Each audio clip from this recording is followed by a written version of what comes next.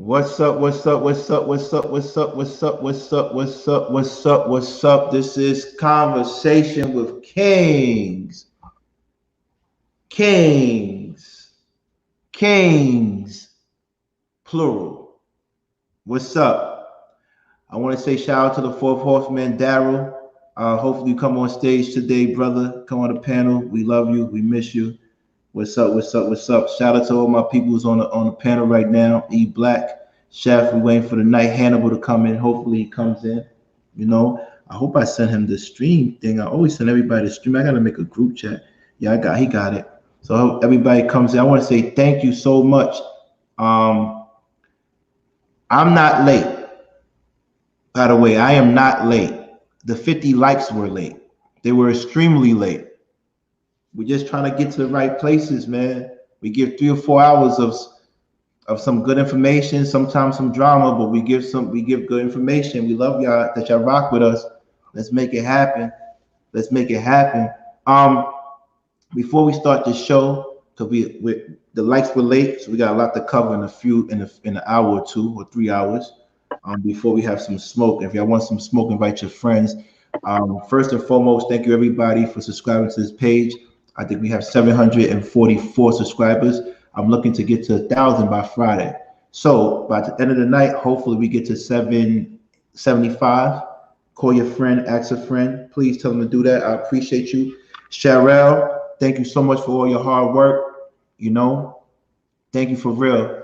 But please, let's work. Let's get 1,000 by Friday. So right now it's 5 days to Friday. So we could get, I say 50 each day.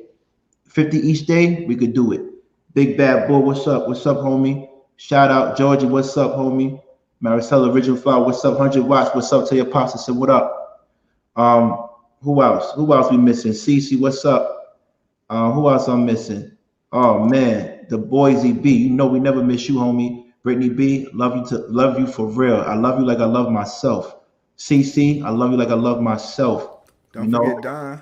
Don, I love you like I love myself. Thank you so much. Lensky, lover boy Lensky. I love you like I love myself. Lover boy Lensky, I need like 50. I know you know 1,000 females. So I need half of them to come to my page by Friday.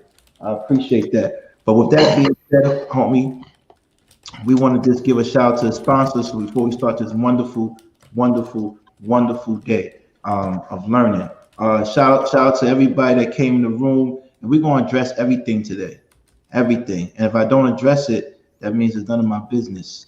I state all stuff that's none of my business.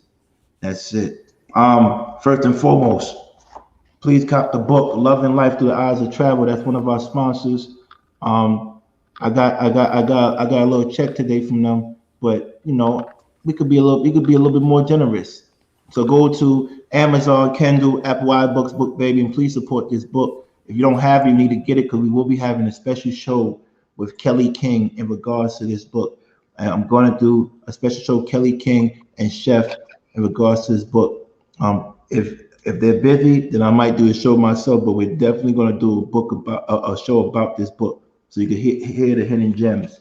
Please go and cop the book. If you haven't already, please copy. If you did, thank you, and I have so much gratitude. Next up, another sponsor that we have and we love dearly is Ripple. Ripple Plus. Please go to the ripplecode.com and use my discount, the Ripple King. Please go and support, because with them, we'll be able to do what we need to do for our show. You want me to look better, have a better camera, and better mic? Then go and support Ripple. If not, if you like this quality, yeah, we stick here. It don't matter because we're here for the content. We're here for the content, right? Production is okay, but we're here for the content. We're not trying to do the lights. We're not trying to do the sound effects. We're trying to make an effect on life. How about that? How about that? How about that? I want to play some music. Hey, Terry. What's up? I want to play some music. Holden, what's up, Holden? Talk to me. I want to play some music, but I got into a little trouble yesterday with the music, and I'm addressing that right now. Soon we're gonna have a party on Friday. What I'm hoping is that we get the 1,000 on Friday, and I throw a party online, If I don't get the 1,000 on Friday, I'm just going to take a little break and go to therapy until I get that and come back when I see the 1,000. That's what I'm going to do. I think that's the best thing for me to do. Because, we all need a break. We all need something to do. But we're going to start this up with introducing the brothers. Shout out to E Black. Introduce yourself, E Black. Let them know what it is, your page. Tell them to go and follow. Tell them what's up. Yo, what's up? My name E Black from E Black TV. I have a YouTube channel. If you haven't heard, go check it out. Put E Black TV in your search bar. You'll see my beautiful young chocolate face in a nice little red suit. I mainly talk about faith and fatherhood and living in your purpose. Other than that, man, I'm glad to see we back again. Halloween was lit, and we back. Shout out, Chef. What's up, my guy? What's going on? What's going on? Garden, peace to the rocks and the flowers. What's good, E Black? What's good, King? Great day. Great day. Um, it's your boy, Chef, aka Chef Space Shupino on YouTube and Chef Shupino, one word on IG. Special shout out to your young buck, everybody's favorite ladies lover. Y'all know the ladies lover is LL, but the one we got is LJ, LJL, LLJ. Lenski, Louis Jean. That was pretty dope. Thank you for that cash app you sent me and them kind words, man. I appreciate you, my young Haitian brother. It made me proud that somebody from the community, actually thought about me in that way. So I appreciate you, man. If I touch one, I feel like I won. So I appreciate you. But anyway, check out my page on YouTube. Uploaded some stuff. I got a little food excursion that I did today as well. So you'll see that once I get that edited tonight. And listen, truth, honesty, you know how I roll. Education, profound thought process. So let's get it ready. Look, I got a little Red Bull in me too. So if I seem a little hype, it's okay. I'm hyped for you. Right. With that being said, please drop the terms people need to know before they come to this community garden. It is a garden, and if you know about gardens, we have our off seasons and we have our good seasons, right? And if you know, it's an ever growing thing. So we are still trying to grow the best type of garden we have. We all gardeners, and we all trying to make it rock out. So please, Chef, talk to them. We have our True Pill Community Garden that does not exist within the manosphere. It exists within our sphere. Our sphere. It's an inclusive place. And of course, we call it True Pill Community Garden because we do not represent the red pill community nor the blue pill community. We represent the true pill community. And within our community garden, we have two specific forms that we consider: the rocks and the flowers. The flowers are beautiful women. Flowers bring life. They transfer they transfer light and turn it into oxygen, which we thus breathe.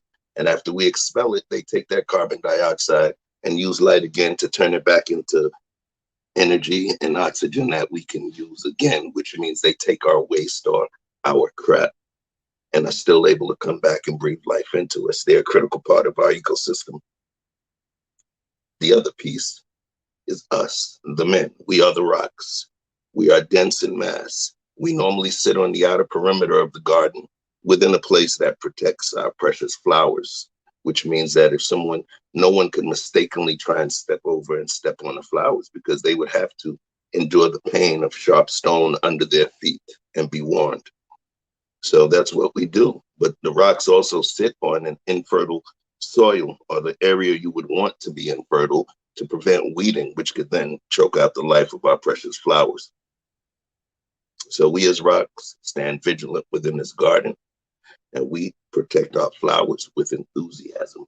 So if you wish to come into our garden, please understand any disrespect to our flowers would be met with swift justice. Swift justice. Welcome to the garden. Take your rightful place. You're home now. Let's get it. not gonna lie to y'all. Every time he says that, I learn something new about the garden. I can't even front. I can't even lie to you. Tisha, what's up? Don Harden, what's up? Queen Nita, what's up? We're about to get really, really deep today. Get your notepads out.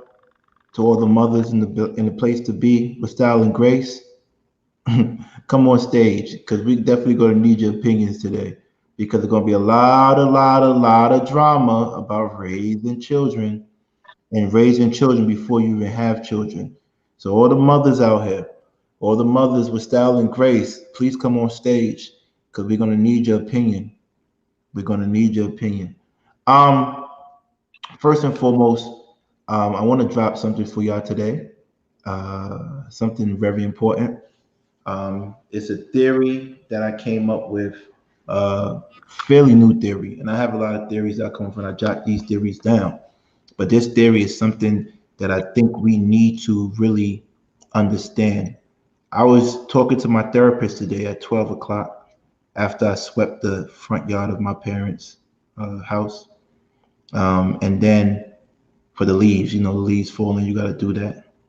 And oh yes, definitely the fathers come up as well. Definitely. We got two fathers up here. Two out of three of us are fathers. Good job. Thanks, Crested Wise. I appreciate you for that. The three-eye theory. It's a three-eye theory. I was talking to my therapist and I was like, I'm doing this YouTube show and I want to make an impact. And I feel like if I can't make an impact, what's the point of having this YouTube page? I'm not rich, but money is not something is an issue for me right now. Especially if you are making something but you live under your means, then money shouldn't be an issue if you live under your means. Um, but what I want to say is, impact. She said you can't have impact if you don't have positive interaction. We cannot make an impact on this page if we do not have positive interaction. I'm like, interaction. So for us to be able to make an impact in the world, we have to be able to socialize, communicate with others in a way that inspires them to do something that's beyond them. But there's something before that, and that's called introspection. You cannot properly interact with people if you don't know who you are. You have to know who you are. You have to know your boundaries before you can interact with people and eventually make an impact. In life, there's the number three. Three is a magical number. Three is a number that's used for everything. Whether you're talking about the Holy Trinity, whether you talk about the sun, moon, and stars, whether you talk about father, mother, and child, the triangle, the pyramid. Three is a magical number. So before you can make an impact, you have to know how to interact with others. And before you interact with others, you have to be able to do some introspection. Introspection, interaction, impact. Those are the three I's. We really need to master that. We really need to master that. And before we cast judgment on other people and say, hey, you need to work on your garden, you need to control your garden because it needs to make a positive impact. Then I'm going to ask you, well, no, we need to work on our interactions in the garden, how we interact with each other in the garden. And even before that, you have to ask yourself, the people that are interacting in the garden, did they do the introspection yet? To ostracize or kick someone out is not giving them a chance to do any type of introspection. An interaction sharpens the sword. It makes us stronger so we can make the proper impact. Man, you must know thyself so you can interact with the right woman and then eventually have impact, which is a child. It's really that simple. It's really, really that simple. So without further ado, I would like to jump in straight into the main topic. No spicy topic today. Because what happens is when I get spicy, it's going to get ugly. And I'm saving that for tomorrow. And I'm also saving that for Friday. It's going to get very, very ugly. All right, with that being said, listen to me. The topic today is what are the ingredients of a bad child? Before we do that, we want to talk to Chef. Chef, Yo, how do you define bad today? 'Cause, you know, I don't want somebody coming, how do you define bad? The guy that doesn't know how to fix his bed and has 2 app books? How do you define bad? What is bad defined as? What's the definition of bad? I wrote 2 app books. I'm from Brooklyn too, but I live in Chicago. How do you define how do you define 2 app books? I mean two let's see, how do you find 2 apples? How do you find what do we define as bad? A child that's bad. me personally, I would define a bad child as a child that's somewhat misaligned. What do I mean by misaligned? Misaligned from what we consider the norm of children in terms of right and wrong. A bad child, I believe, just in terms of quantifying the term, I think would be a child that lacks a certain moral compass, lacks a certain behavioral norms, and to some degree can be a negative impact to children around them as well as themselves. It's honestly, that was a trick question asking me to quantify bad or qualify Mhm. bad, because Mhm. there's going to be other folks as well that may have a different determination on what they consider bad in terms of the criteria of variables they use. So those are some of the ones that I would use. And I think a bad child depends on where you are as well in terms of proximity, geography, cultural norms, because a bad child in America may be considered a bad child in Mumbai, India. So, Mhm. I think that we should leave what's considered bad to the folks that are discussing it, because one person may have 12 criteria, one may have 7. Right. So to be on the safe side, so we don't have any type of redundancy. When I say a child is bad, what agrees for a bad child? A child that is totally not making, that has a low possibility of making positive impact on this world. A bad child is a child that doesn't have enough skills to interact positively. A bad child is a child that is not given a chance to do introspection because they're suffering from trauma. You see how the 3 eyes go? You see how the 3 eyes go? A bad child, for me, is a child that's not given the opportunity or the tools to make an impact on this world. A bad child is a child that's basically doesn't have the tools or skill sets to have proper, positive, progressive interaction. A bad child is a child that doesn't have the skill sets to do introspection, and that's learned from the parents or his or her environment. So, with that being said, let's begin this subject matter of bad children. But we're not going to talk about children themselves. We're going to talk about what's the ingredients of making a bad child. What are the ingredients of making a bad child? Parents, I need some people up here. I need some flowers up here. I need some rocks up here. But I'm going to ask the 2 brothers on stage. Do you believe the ingredients of making a bad child starts when 2 people are not compatible and they have children together? Is that the first ingredient of making a bad child? Why do I say that?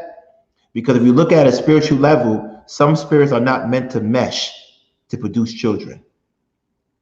2, if you look at it from genetics, some people believe certain traits or bad traits are genetic. So why would you marry someone that comes from a family of criminals and expect their child not to be a criminal? Why would you marry someone knowing that, or have children with someone who lives in a community that is suffering from generational poverty and not expect that child to have an increased chance of being a bad child. And if I have to repeat, what bad child was, then I will. But only one time. Hopefully Maricela writes it down so we can just post it up. So based on that, E Black, do you think picking the wrong person to have children with is the beginning or the first ingredient of having a bad child, of creating a bad child? I would Natalie I says would trauma bonds. I would say I would disagree because even in dysfunction you can teach consequences and you can teach them how to make decisions based on what chances you're taking and what choices that you're making. So even the worst people have morals, they have a code of ethics, they, you know, we're willing to say bad is not necessarily tied to society in terms of good grades, but we're also tying it to making positive outcomes on society. So it's kind of one of those tricky things to where a bad person or a bad child is not necessarily bad because they're not functioning correctly in society, but they're making bad consequential choices that essentially put them in a bad place. And I hate to use the word to define the word, but I think what I'm trying to say is that, you know, yes, your environment shapes you, but the chances that you take and the choices that you make still define who you are as an individual. And that's usually what bad is. When you make bad decisions, that's what you'll be doing, making be defined as a bad person. So Once again, thank you, Maricela. Is picking the wrong person to have a child the first ingredient to creating a bad child? That's the first initial question before we dive into this. okay, so no then. So no, and I said the reason why I say that it is because at the end of the day we have soul ties, we have transferring of souls. A woman's womb is the portal from the spirit world to reality, right? If you know that the man that you're sleeping with comes from a family of psycho killers or criminals, do you think your child has a good chance of making a positive impact on the world? It's about averages. We're dealing with averages. We know there's some anomalies. I don't want anybody coming to, oh, well, it's always one person that doesn't. No, I'm talking about chances, percentages. Why do men think that you sleep with a woman who comes from a family that's not doing well in school, that your child could come out a doctor? What's up with nature versus nurture? What is up with that? Talk to me.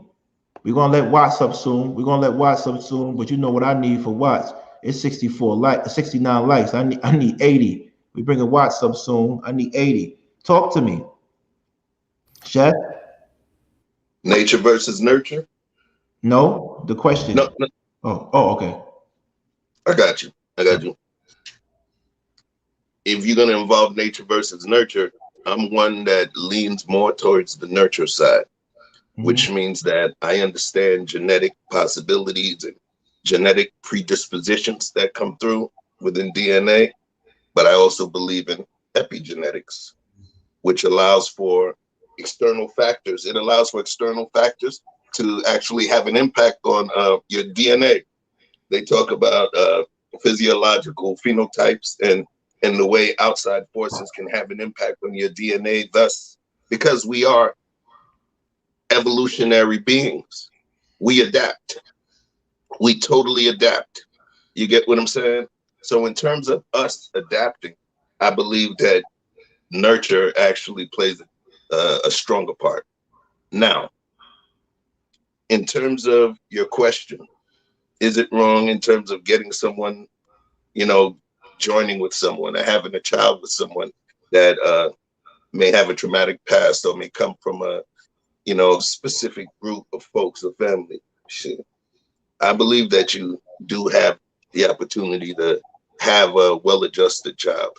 The thing is, it's about the nurture that you bring to the table. It's definitely about the nurture you bring to the table. We don't exist within a caste system. So we do have the opportunity to intermarry into different socioeconomic and educational classes. So yes, well, I should say no. I don't think it's a negative thing to have a child with someone that comes from, you know, a crazy upbringing. Hmm. I don't understand why people believe that. There's some people, there's some white men, football players, big guys, 6'7", 310, that marry certain women because they want their children to have the same type of built a stock. Why do you don't think that that applies to morality or applies to behavior and actions?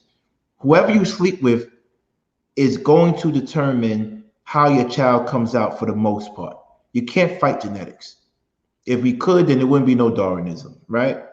We're gonna add 100 watts in Gemini. We need seven. We need 9 more likes, please. 80. Thank you. They hold them hostages. Let's not hold them hostages too long. What do you think? I So think you're that telling me, I you're think telling I me, think hold on. You guys are telling me y'all can have a child by any woman, and if you have the perfect environment, that child's gonna be good yeah. by any woman. Hold on. That's When what you you're say telling me. good, we're not talking about any health related issues, genetically, genetically incurred health related issues or psychological issues that were passed genetically. I would have to use those as a caveat, but you can't really tell. I understand. But the thing is, genetic predispositions, I would hold those to the side. I'm not considering genetic predispositions. I do believe that if I have a child with somebody that is a maladjusted person, and if I know that I'm part of that child's rearing and I'm active there within that child's rearing, they would have a much better chance than if we left them with the semi-adjusted adult who's the mom. It makes I, sense. so what? So where Because did that quote come look at from? adoptions. The fruit Look at doesn't fall far from the adoptions. tree. Black. The fruit doesn't fall far from the tree. What does that mean? Well, first of all, look at adoptions. A lot of the adoptions come from sometimes houses that aren't really at the best state at the moment that the child is born. Poverty areas also have a large adoption rate. So, I mean, given the fact that yes, you can provide a house and a home to a child, and that child can come out to be a good person as long as you're placing the nurturing on that. But the apple does not fall far from the tree is a good way of saying yes, you can have an apple fall from the tree, but it'll be by the tree. It's still affected by the nurturing of the tree. But you move the apple away from the tree, it's in a different environment. So I don't know. I think Cece agrees with me. Plus, the health of the parents, mental, emotional, physical, is important. It impacts the child at conception. Get I around just that, fellas. I just So I don't want to answer the one. I want to answer what you asked the black. You asked about does the apple fall far from the tree? I think that's just an anecdotal cop out. That's an anecdotal cop out that still falls under the class or caste system, and it's one of those Michael, cop you out. gotta put your hold on. Michael, put your camera down because I can't see your face. Put your camera down a little bit. Thank you, brother. Yeah, sorry. It's a cop out. Mhm. To me, it's a cop out. Stating that apple doesn't fall far from the tree is also stating that you have less of an opportunity to impact any type of change on that person. Sometimes folks use genetic predisposition as a cop out in order, or say an apple doesn't fall far from the tree as a cop out to not actually trying to have a positive impact on that individual. Because once we put that label on them, at this point, that term, sins of the father. How do you get away from it? Mm. Hanifa has a good point. Not always eat black. There are things that happen in the early stages that are damn near almost impossible to reverse it. It depends on when you adopt it. I say that as a mother who adopted a child. Have you adopted a child, E Black? no. Mhm. But So I can, you know what, with that, I can actually agree and I can disagree. So I do think that, changing a child's environment can increase the chances of success and from bad behavior. Get the likes up. Get the likes up. We got people down. We got people outside that need to get in. Get the likes up. Well, I can Um, agree to disagree. right. So you really believe that? You believe that what Hanifa said, Chef? Yeah. It, we getting a heavy echo over here. Huh? I caught a little echo. Yeah. Of Okay. course, whenever you adopt a child, remember, I don't know the age of adoption. You know, uh, in the young age of a child, there's different stages where there's going to be formative stages for them where they're going to be able to absorb certain stimulus. So I don't know how old the child is, but I definitely do know, depending on when in their lives you got them, they may have been subjected to a higher degree of negatively impacted stimulus. We don't know. Now, I'm about to make a correlation. Don't take it the wrong way. When someone goes, if you know anybody that has adopted a rescue puppy or something like that, we understand within that process. Sometimes the understanding we give to animals because they're primal and instinctual, we just think about it automatically, but we don't remember children are also primal creatures. When you get those rescue puppies and rescue dogs, a lot of times they let you know what trauma they received. Oh, they were in a house that burned Got down. more Oh, likes. they were being abused. It was pit bull being abused by some drug dealers. It was this, it was that, it was a stray. They allow you to know so that you understand the type of nurturing that you're supposed to supply that creature, right? So I agree with Hanifa that sometimes you don't know what you're gonna get, but I do believe that I agree with both of you, actually. Both of those two things can exist within my mental universe. One of them is you don't know what you're gonna get depending on the amount of trauma, and then the other side is you still will have an opportunity to create some change.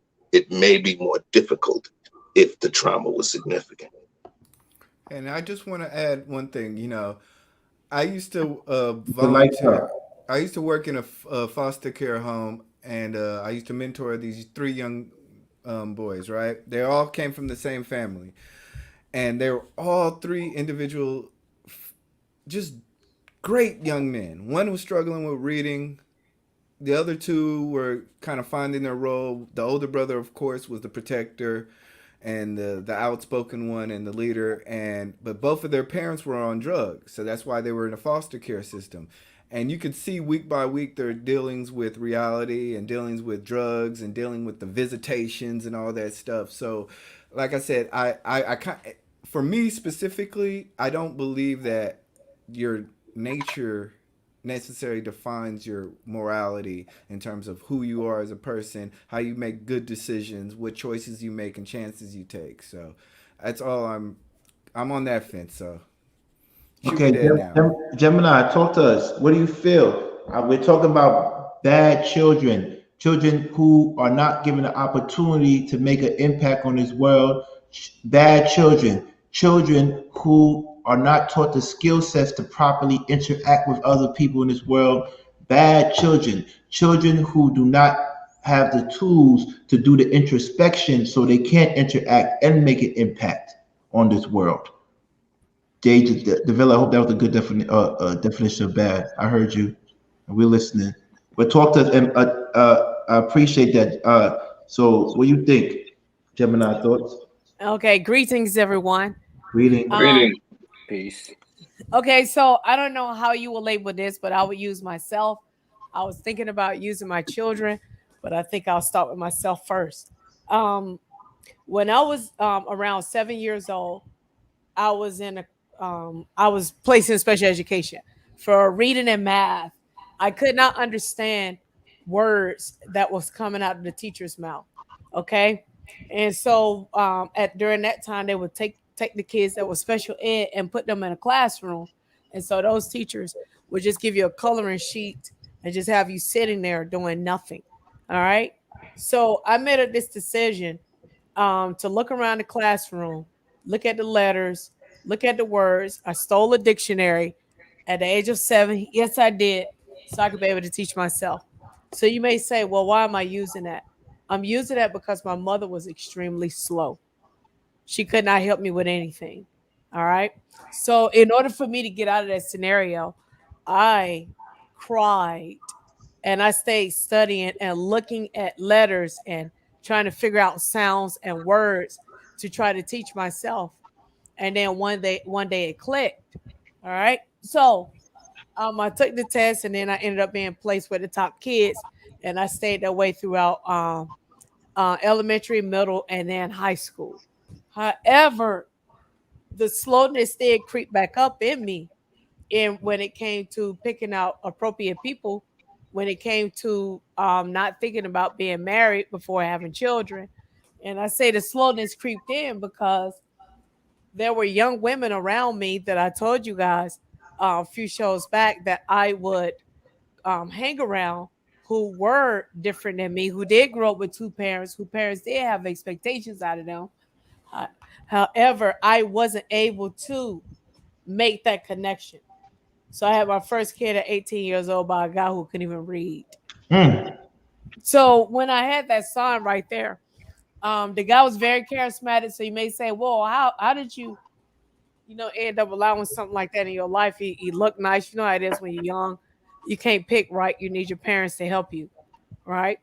So, but I didn't know that he didn't know how to read. All right. So then when my son got 2 years old, he would, just make sounds with his mouth. I did not know that my son had a speech problem. So what I did is I started teaching him myself. All right. So guess what? Even though my son was reading by the time he was in kindergarten, I started seeing some signs of slowness in him as well, as far as some of the decisions that he was making outside of education. So I'm saying this to say this that we have to be very careful and we do have to vet who we get around because it can absolutely hinder you. And what tree you come from does matter. Do I think that you could change yourself? I do, but it also depends on you studying your parents and being able to study them critically and making those changes. But it will still be hard, but it can be done. So, Right. but in regards to your question, yes, they could make a bad kid. You know, it's so funny because I gave the definition. I hope everybody was listening. And I gave the definition because I started with the three I's: introspection, interaction, and impact. And if you can't do that, if you don't know yourself, you can't communicate with others, and you can't make positive changes to the world. So I don't want to hear anybody talk about no one is really bad. They're just misguided. No, the definition of bad today deals with introspection, interaction, and impact. Dealing with yourself, dealing with others, and making changes to the world. So you can have an amazing child, but if those child don't have the skill sets to to know themselves, to communicate with others, they will never be able to make a positive impact to the world. And I think a lot of people are not getting what I'm trying to go, but we're going to ask some questions and take you down this rabbit hole. And I hope you are ready because a lot of times I see people, oh no, guess what? I don't care who I married. I could, she just told you, yes, you can, but it's not as easy as you think it is. The chances are against you. The odds are against you. The percentages are against you, but you can do it. But who wants to go? Who wants? She finally came up. Oh shoot! And I saw your face, Jay. I saw your face. You are a beautiful flower, Jay. Thank you for coming. I saw your face. You are so beautiful, and you look like a picture. How Thank about that? That's a flex. You look like a picture. Fuck that. Say fuck the filters. I look like this in real life. 100 watts. Talk to me. Hey, Ken, Good I'm evening. about to jump in. 100 watts. What's up, brother? If you don't mind if I interrupt, I'm not gonna be on for long. I'm about to jump in and out. Right. I had posted something and Maricela, shout out to Maricela because she was fucking with it. An African proverb: the child who is not embraced by the village will burn it down to feel its warmth. That's a fact. Mm-hmm. And the That's thing that a proverb. It is. the reason, thank you, King. The reason why I brought one of my OGs that was up, and she's not blood related or nothing to me, Marcella, was because she was one of the OGs that actually took men in the neighborhood and actually brought all of us into her actual house. And I used to get older, and I always hear people talk about, well, we need a village, right? Honey Watts, I'm pretty sure you heard that before too, right? We need a village. We need a village. We need a village. How can we have a village when you not willing to let your brother in your house and feed him? When you Mm. gonna close your door on him because you're afraid of him or you disagree with him or whatever it is. See, that's why I had to deal with a lot of my life. That's why I brought her up specifically, because it wouldn't matter. All right, we got guns, we got drugs. Leave it outside. Leave everything outside. Come to my house. Y'all don't gotta be in a trap house having a party where one of y'all might shoot each other. You feel me? We need real OGs to not just talk, to actually show some, like, and this is no shots at nobody. But I'm saying we need people to just do more action, be more action based, have more cost to action, and then actually mean it, and then show what you actually doing. Because that's why I brought her up. I've known her since I was in the 8th grade. Ever since then, up until now, she coveted me. She made sure, all right, cool. If you had any homies that needed any shelter, they're not gonna be on the streets. They don't gotta go do something, you know what I'm saying, to make means they can come to me and I got them. She was almost like a hood Santa Claus for us, and a lot of people don't have that. You know what I'm saying? The child who is not embraced by the village, that happens every day. You a drug dealer, turn away from my church. You a drug dealer, I can't agree with you. You know what I'm saying? It happened every day. These Mm-hmm. people, and then when they burn a village down, what do they say about them then? Right? But why do drug dealers? I didn't get no love from none of the homies. Now I got cars, I got rings, I got everything. Now I can come to your city too and bring everybody out. That's to feel that warmth. You feel me? Whether it's love that's tainted, love that's brought on by darkness or whatever, it's love that he didn't feel before or she didn't feel before. I think that's something that people really need to take into perspective when they talk about the Black community or any community where kids is involved, or we're talking about a bad child. The bad child happens because the community didn't give that child any love, and you let it fester until he burnt it down. Then you addressed him after he burnt the village down. Mm. Then you wanted to make a change. We got to pick it up from the beginning. That's all I got to say. Peace to everybody. I'll see y'all tomorrow. Say the quote one more time, please. The child who is not embraced by the village will burn it down to feel its warmth. Mm. To feel its warmth. All right. All right. Thank Peace, you. everybody. Peace.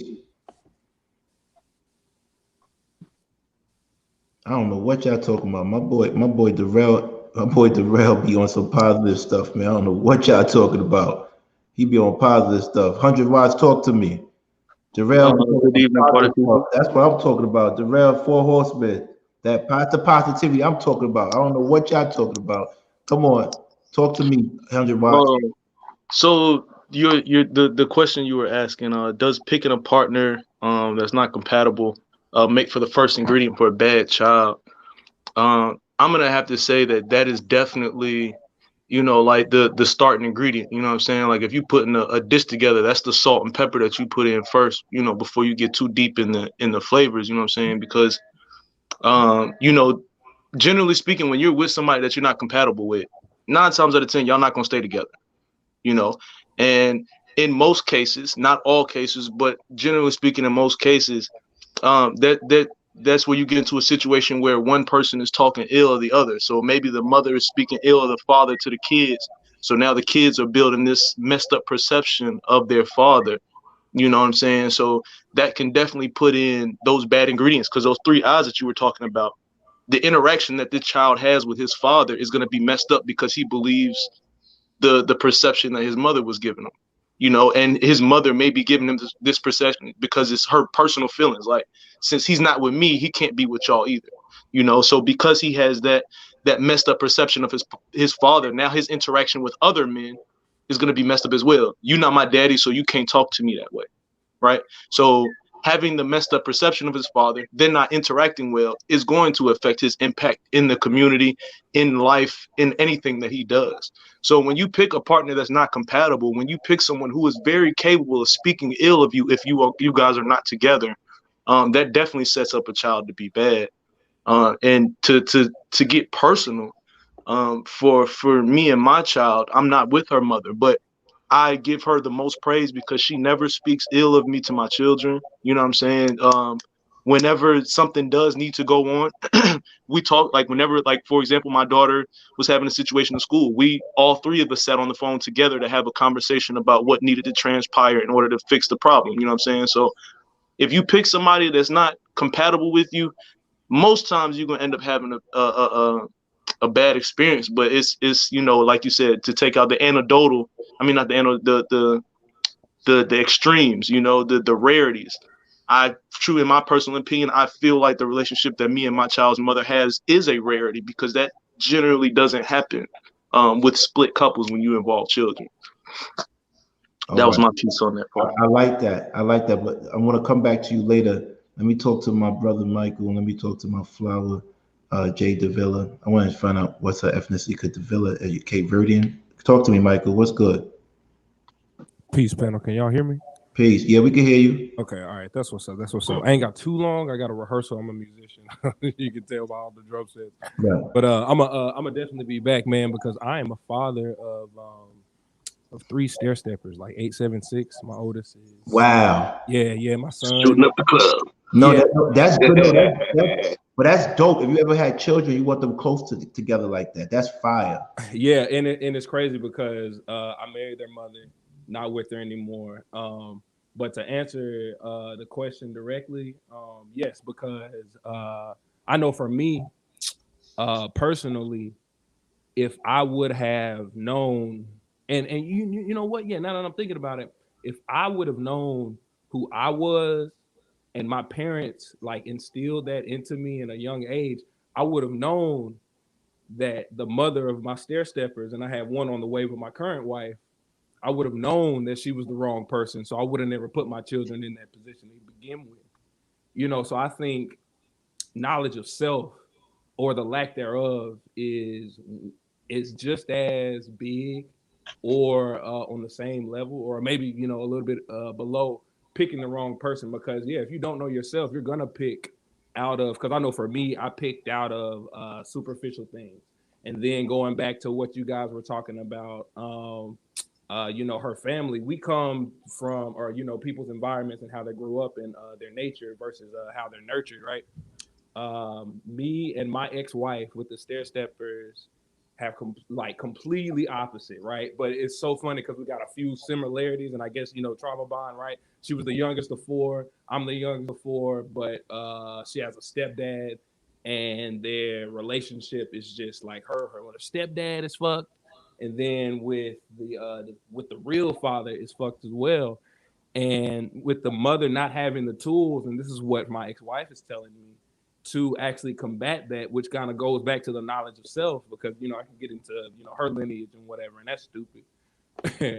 it all stems from us really not having a foundation of how to pick. You know what I'm saying? And then if we actually had that foundation, because I grew up, my parents are still together.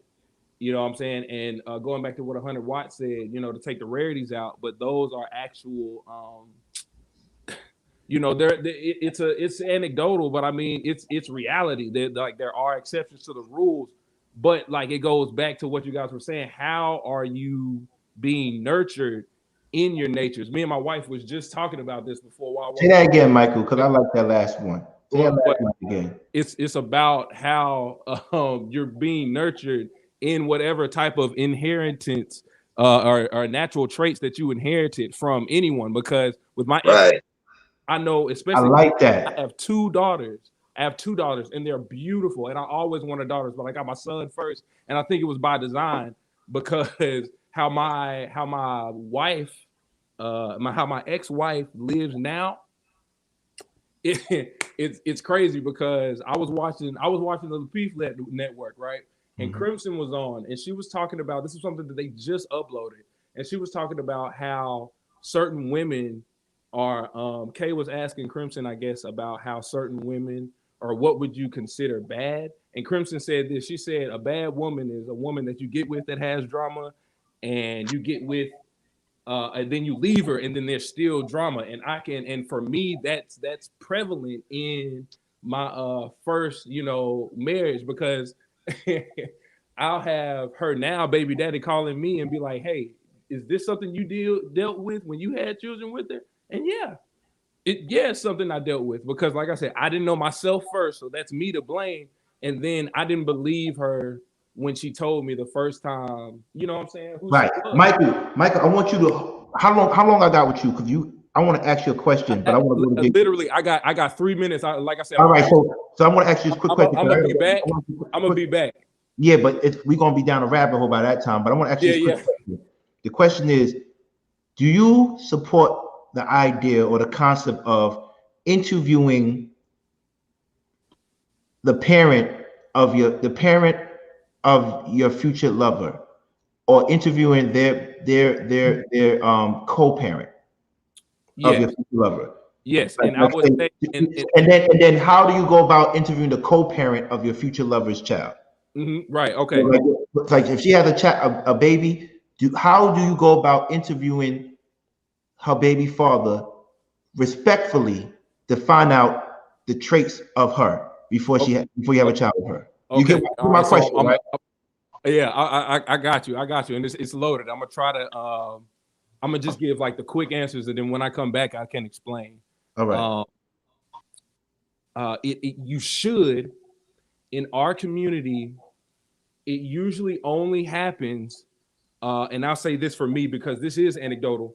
It will only manifest if the man, I believe, if the man is intentional about what he wants for his children. What does that look like? What do you mean? Okay, so I met because now my ex-wife, she has 6 children, I think. Damn. She had 3 with me, and now the guy that she's with now in Atlanta, she has 3, like twins, or 2 more, or twins and 1 more, something like that. So she has 6 or 7, right?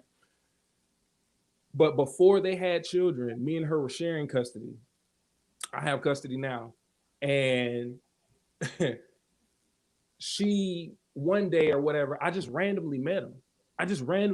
And I was just like, hey, man, at that time, I'm like Umar Johnson up or whatever. And I'm just talking to him. I'm like, hey, man, what type of person are you? Or do you like this? Or do you even know about this? And yeah, he went to a few David Banner things, or whatever. But the thing is, me interviewing him came through just being intentional and be like, oh, okay, well, hey, I know that their mom has been telling them about their brothers and sisters that have been being born in a different state, and she wants them to meet them. Well, okay, well, I need to establish a relationship with them. And so just by me being intentional with that, I have his number. I haven't talked to him in a while, but when we were talking, because she's crazy, like I said, he would talk to me and we would talk, and he would just be like, hey, man, dude, this happened in your marriage, da-da-da-da. And man, she's gone for like 2 nights or whatever. She's taking the car, da-da-da-da-da. I was like, yeah. And then, like I told him, I was like, dude, I allowed that. And it was so crazy, man. And like I said, just to go back to your question, yes, they should be interviewed, but it is very, oh man, it is, I wish it would happen more. But I'll say this, and I got to super, right? So this man told me one day when I was angry at her about something, and this was before they had children. But I always go back to this if I ever have like doubts or anything like that. And like I said, I'm married again, and my queen is amazing. I always go back to what he says. He told me, bro, he was like, dude, don't think that what is exclusive to you is just exclusive to you, because she's done it to me. And this was before the children. This was before they left and everything like that. He was like, it is exclusive to me. So just me having that interaction with him, being intentional because I love my children, because that's what it's about at the end of the day. I was like, okay, even if I do not like this guy, at least for me, let me say that, hey, both of them know that I was intentional about getting to know and who's going to be with my children on the weekend. Right. Panel, I appreciate you guys. I'm going to be back. Thank you, King. Appreciate you. Shout out, Michael. Jay, we need you for the drum session, for the jam session early next episode. Okay, bet. Let's make it happen. Jay Davila. Hey. Hello. Hey, about time. Hello. A voice to go What's with up, the pick. bro? Because you be saying some very profound things, and I'm so happy to have you on this panel. Because some of the things, some of the bombs you drop on us be like, damn, she's brilliant, and she's trying to hurt. She's trying to hurt our feelings and intellect. So, how do you feel about this topic? I definitely believe that you have to choose the right partner when you're having kids. I have 3 kids. My oldest is 21, and he's just No. I'm 42. I'll be 43 in February. So, Wow. my oldest, he's just like, I don't want kids, and I tell him all the time, it's being a parent is the biggest blessing that I appreciate in my life. I love my kids. I'm very careful with the words that I use with them. I'm big on not labeling them. I never call them out their name. They might, I might go off, like the average mama, but one of the things I do not do is I don't call my kids stupid. I do not talk down on them. I always tell them, anything you want to do, you can do. But I definitely believe in epigenetics. Trauma can be inherited, but at the same token, they do say that, the environment, that just like everybody else has said, it can change all that. So I definitely believe choosing the partner that you have your children with, paying attention to their background. What type of parents do they have? Right. What type of siblings do they have? All of Right. that stuff definitely plays a part because it definitely can be passed down. That's just the way I see it. I look at all 3 of my kids and I'm like, look, I see different aspects of myself in all 3 of y'all. My oldest, when he was younger, he was super sneaky. And it's like, things that we don't like to admit, we have to look at our kids, and I have a extreme level of patience with mine because I do see those things. Like my oldest, he can be sneaky, but he's definitely a hard worker. He's definitely loyal. My daughter, she's passionate, but she kind of have a little temper. My youngest, he can be goofy and, super energetic. That's my Pisces. We're both Pisces. So, I definitely relate to all my kids. Being a parent is the biggest responsibility that we have in this world, in my opinion. And we definitely have to nurture them. And yeah. And just for the record, I've been tuning into live since about 2016, and this is the first time ever that I have called into anybody's live. So I definitely I love the topic. Why did you make us be the first? Got you. I'm so Got you. I'm so like the I'm first honored. time I'm honored.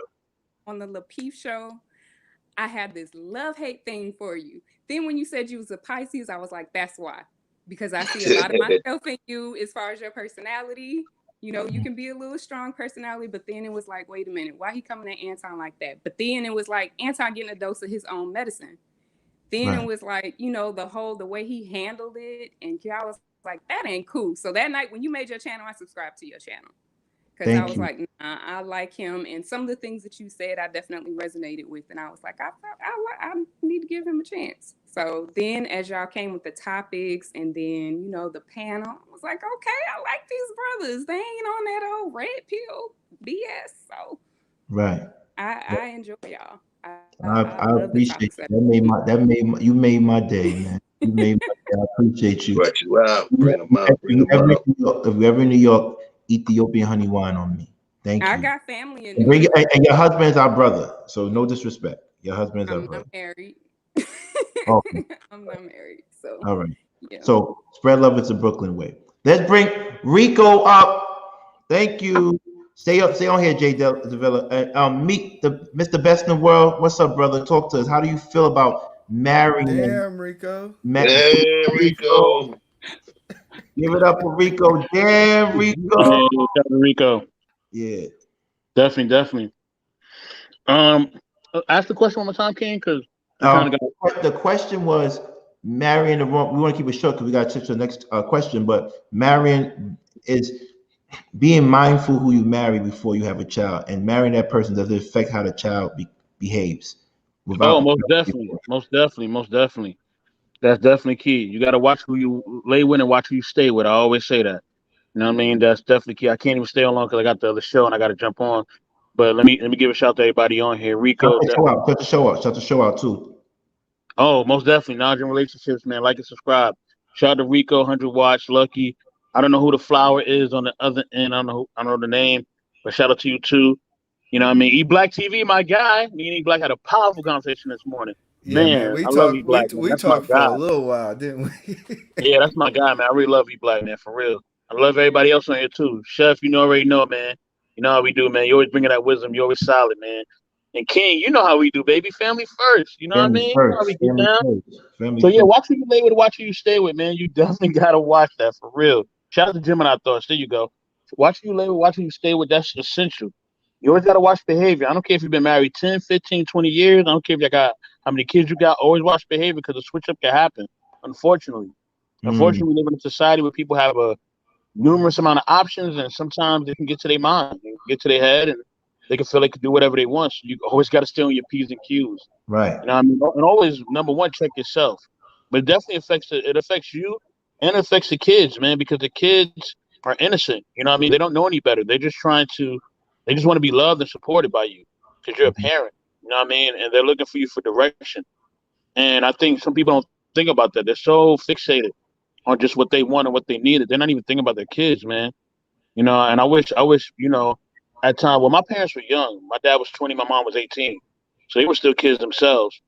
So, a lot of times they didn't think, especially my mom, she got pregnant at 17. So, Hmm. of course, she's not going to think. She's a child. Like, somebody actually tried to comfort my mother, like, on a few streams ago where I was on. I had to let them know, like, you don't know what you're talking about. My mother was a minor. She made a bad decision as a child, but she was a minor. She didn't know what she was doing. So, like, watch what you say. So, sometimes people don't understand. There's a lot that goes into families. There's a lot that goes into when that child is developed or being developed. And sometimes that child just, all the thing the child wants to do is just be loved and have fun. That's all I want to do as a kid.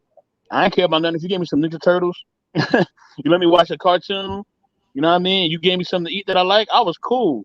I ain't care who you was, you know what I'm saying? Like, and you gave me a hug after that, I was super cool.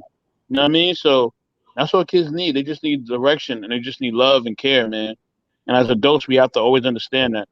And as an adult, I started to understand that more because when you become an adult and you start to get older, kids start to gravitate towards you. Right. You know what I mean? And it was kind of weird for me early on as an adult because, Right. But I still had to grow myself. But we want to stick to the question because the question oh, so we can move forward to the next question. So you answered it though. Thank you. okay.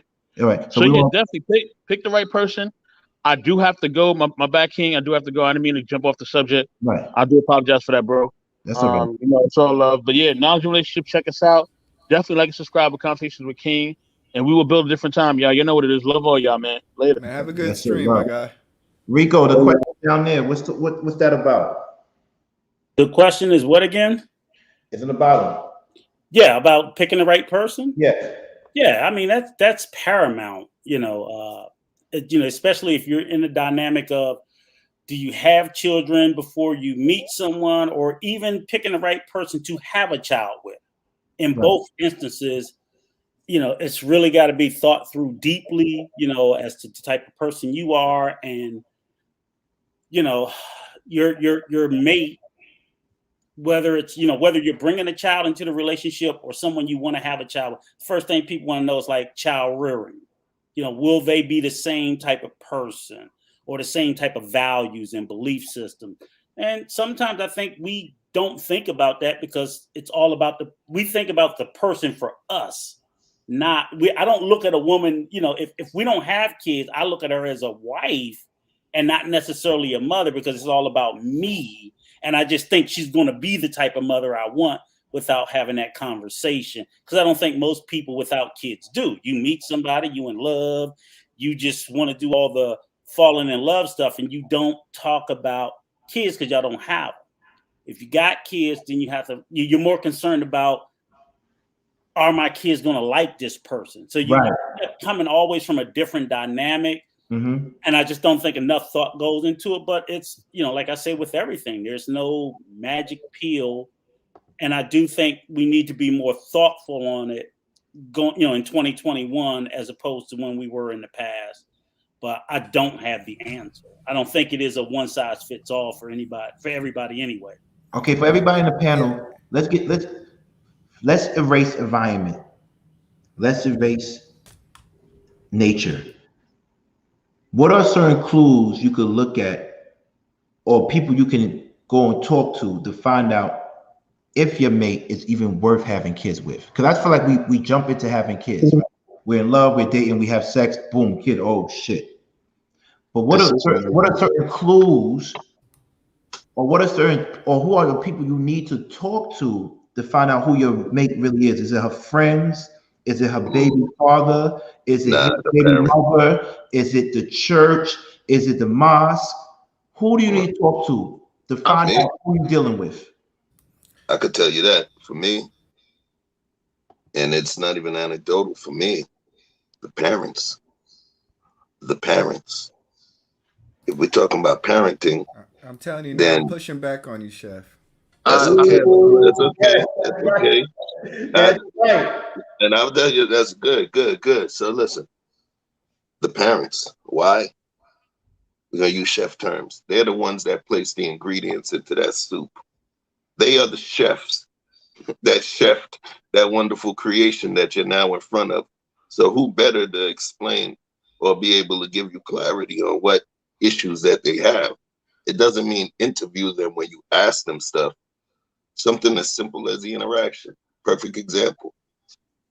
One thing that I've learned is the women that I've dealt with, especially when they might have had some personality trait that I didn't care for, after meeting their mom and understanding where it came from, it actually gave me a higher degree of understanding to see the way that mom is. If the mom is toxic, actually seeing it in action.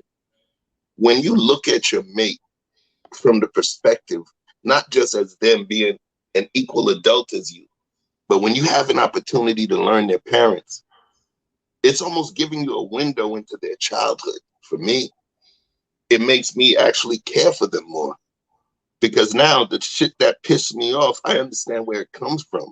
And I might actually see the beginnings of that trauma. Don't worry, you're going to agree with me when I'm done. E-Black, I got you. Coming around, see them teeth. But look, I'm saying that you can actually learn the trauma. I'm one of those guys that, like, I notice, sometimes I tend to notice that I would like the girl that I'm around more when her mom is around and her parents. It brings out something. And sometimes it can actually pull the trauma. If you ever been with a girl that's sweet as pie and then you see her get around a certain family member and she turns into something else, those are signs of trauma. If that trauma comes from family, then having them around that family and seeing the actual chemical reaction and the social reaction that they have will give you a bit more clue as to what's going on, literally. So I do believe paying attention to the parent, if the parent, like I didn't say, if the parent is trash or if the parent is a toxic individual, you will understand. And then it might give you an opportunity to say, you know what? I'm going to give so much love in this area to offset that trauma that she had before. If you want to stay, it gives you more of a prognosis. It gives you more of an opportunity to see how you're going to attack it if you love that person. So forget baby father, because that issue that you might have happened to the baby father. So we got to go to the beginning, the impetus, the precipitating factor, which is the people that instilled whatever trauma or positive energy into that child. And if you understand it, even if you can't fix it, understanding is the first part of dealing with the situation. So now push back. Okay, so I get it. I made you push off there. And the reason why I kind of push back on that is because I'll give my own personal story. Me, I come from a situation which you can't look at neither one of my parents and figure out how you got such a fine young man you got today. My wife is the same way. She came from a trauma-filled situation, and I can understand what you're saying. You can look and see glimpses of the person, but the attitudes, alcoholism, drugs, all the things, those things all the time don't necessarily wash out into the children. And like I said, I'm a living example of that. So I agree with you, but I just want to push back because it's not necessarily a catch all, because a lot of people come from broken places and they're also making it work. So Right, but I get it. I don't want to be the exception to the rule, though. So. Yeah, I get it. I get it when not to speak in absolutes, but I also want to say to you, E Black, I don't like when people use anomalies because they give a false sense of hope. I just don't think it anomalies, though. I don't think I'm an anomaly. I see a lot of people coming from drug infested homes, and a lot of people. Yes. So what's a lot? What's the numerical value of a lot? Okay, if I was to put a number on it, I would say, I would honestly say 60% of the people who come from. No, that's not facts. Okay, like I said, I'm giving off my feelings. So I would probably say it's like closer to 40%. It's gonna be less than it's gonna be less than the media. You know what I'm saying? But like it's 40% will probably be what you're saying. You know what I'm saying? I'm not talking about income. I'm talking about just good moral people. No, yeah, because and this is why I was pushing back on what Chef was saying. It's because there are people that do come from those environments. Like there are children that do have parents that may be drunks or drug addicts, and look at their parents and say, "I will never be that." You see what I'm saying? That's my point. No, that space does exist. So I'll say it's probably about a 40% space, right? But to me, to answer your question, I really don't feel like I need to talk to anybody. It like that person you're dealing with is the one that you need to figure out. That's really what I feel like, because again, there's a space where there are some people that are doing stuff that their parents know nothing about. There are things that I was doing my freshman year in high school that my mother didn't know about until after I graduated, and I spoke to her and as an adult about the things that I was doing. Right under her, she had no idea whatsoever. So now I'm not gonna discount what you're saying, Chef. Like I understand how speaking to someone's parents can help you make a decision on if this person is right for you in the long term. But I think a lot of the times, especially us as men, we see red flags in women. We see things that we know is not going to work. Like she may be a little argumentative or something like that. Whatever red flags any man may have. We see those red flags and we look for reasons to justify why she acts that way. Well, I know she argue a lot, but it's because her mama. So if me and her if we just work it out, then maybe she can. The red flags. I gotta follow behind you. I'm gonna let the rest know. I want to follow behind them. Go ahead, family. You good? You good? No, yeah, go ahead. I just feel like when you're interacting with that one person, you get to figure out who they really are, because you don't interact the same with your mother that you do with your pastor. You don't interact with your pastor the same way you do with your best friends. So when you're trying to get all of these different perspectives, they don't really know. I need to know who it is that's waking up next to me every night, not who the face that you're putting on to go to church. I don't need that face. I need to know who's going to be in this house cooking these meals and teaching these children with me. So if you already seeing problems in your interactions with that person one-on-one, I really don't see why it's necessary to go further than that. So basically, you saying, hey, I'm sorry. Wait. I gotta follow behind because there was a pushback to what I was saying. I want to clarify. So you're saying you don't have to go and interview or investigate with anybody but the person you're dealing with. That's what you're saying, 100 watts? That's pretty much it, yeah. Okay. Now, yeah. Okay, Chef? So what it was in terms of his question, he asked which would be the best one to ask, right? So in terms of my answer, I stated that the best person to get the information, we have to choose who, right?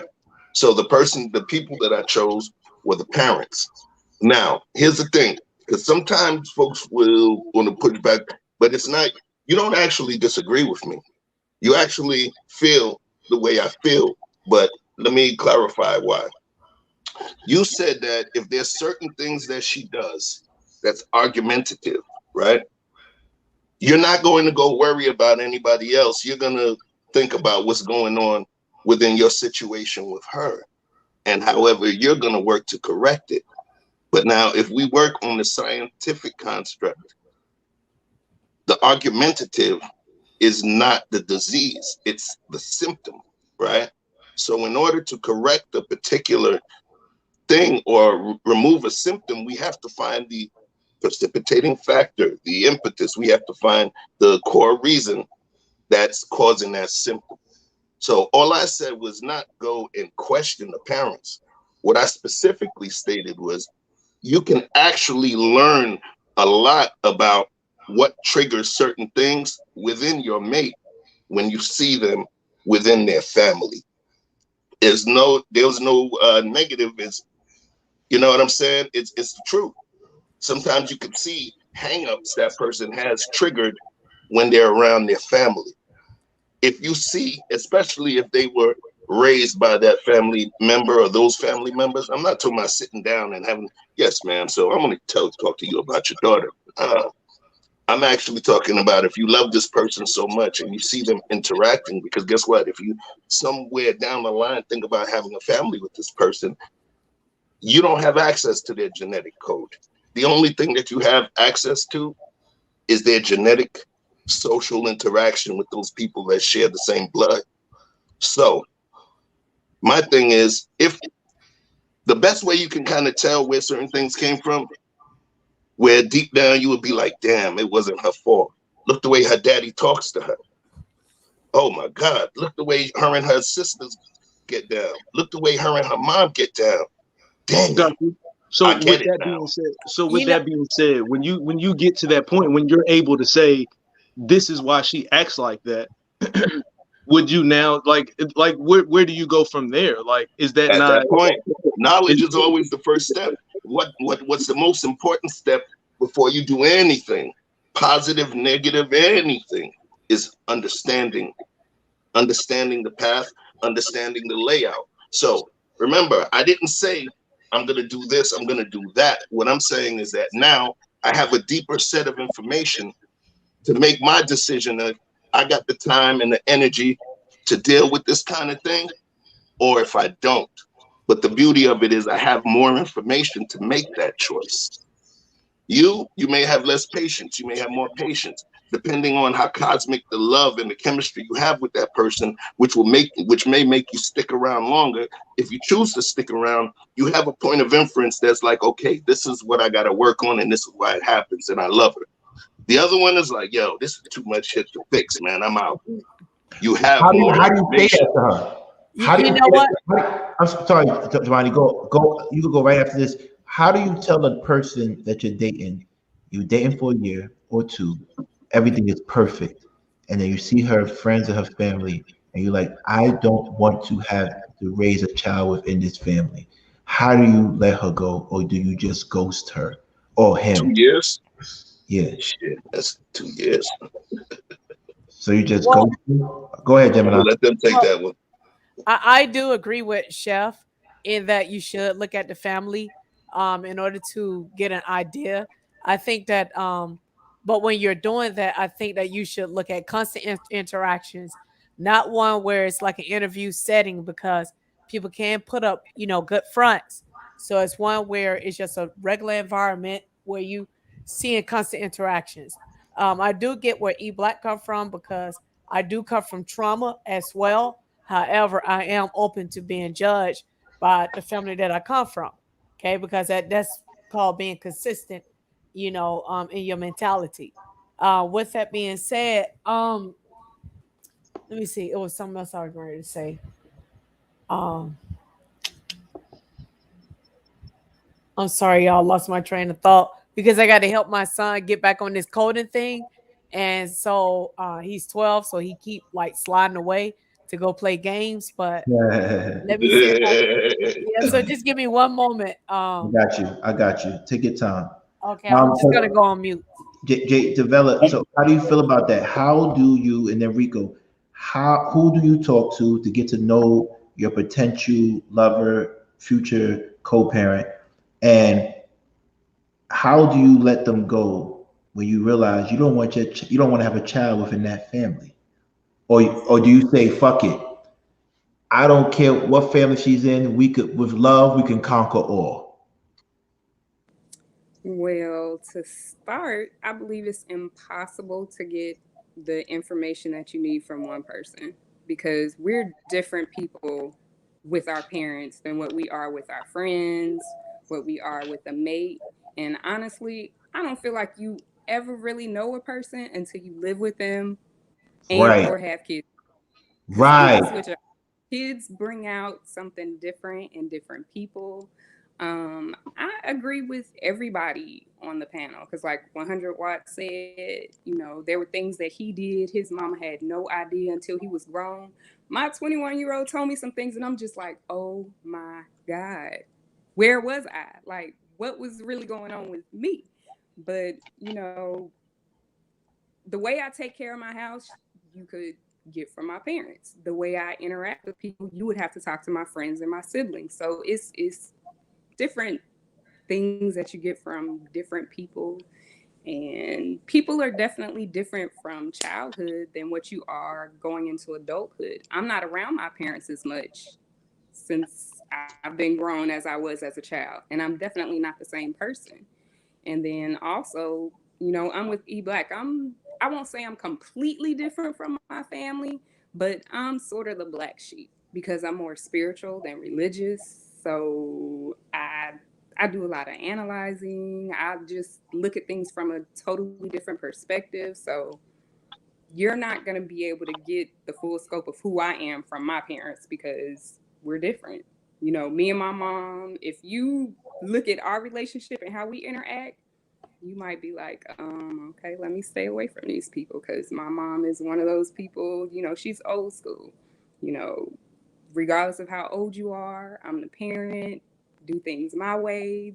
I raise my kids differently from she raised us, so she doesn't agree with a lot of the things that I do with my kids. So I don't know. It's the biggest thing is you got to observe people. People show you who they are, and too often people ignore that and then look for somebody else to give them the answers when it's right in front of you. You got to pay attention. And somebody in the comments said, don't go into it blindly. So I don't know. I think you just got to observe for yourself and trust your gut instinct on people. And I'm terrible about ghosting, so I'm the wrong person to ask about that. I will cut somebody off in a heartbeat. So I respect that. I don't feel like, when it comes to people, oh, I need closure. Like the closure is in the person don't want to be with you. That's it. All right. So, Rico, talk to us. And we got Guapo in the lobby, but I like to hold people hostage. So I need more likes and subscribers. I need at least 15 likes or 5 subscribers. And we letting Guapo up. If you want to hear his opinion. If you don't want to hear his opinion, don't give me likes and don't give me my subscribers. I'll do this to everybody. This is how I get my stuff up.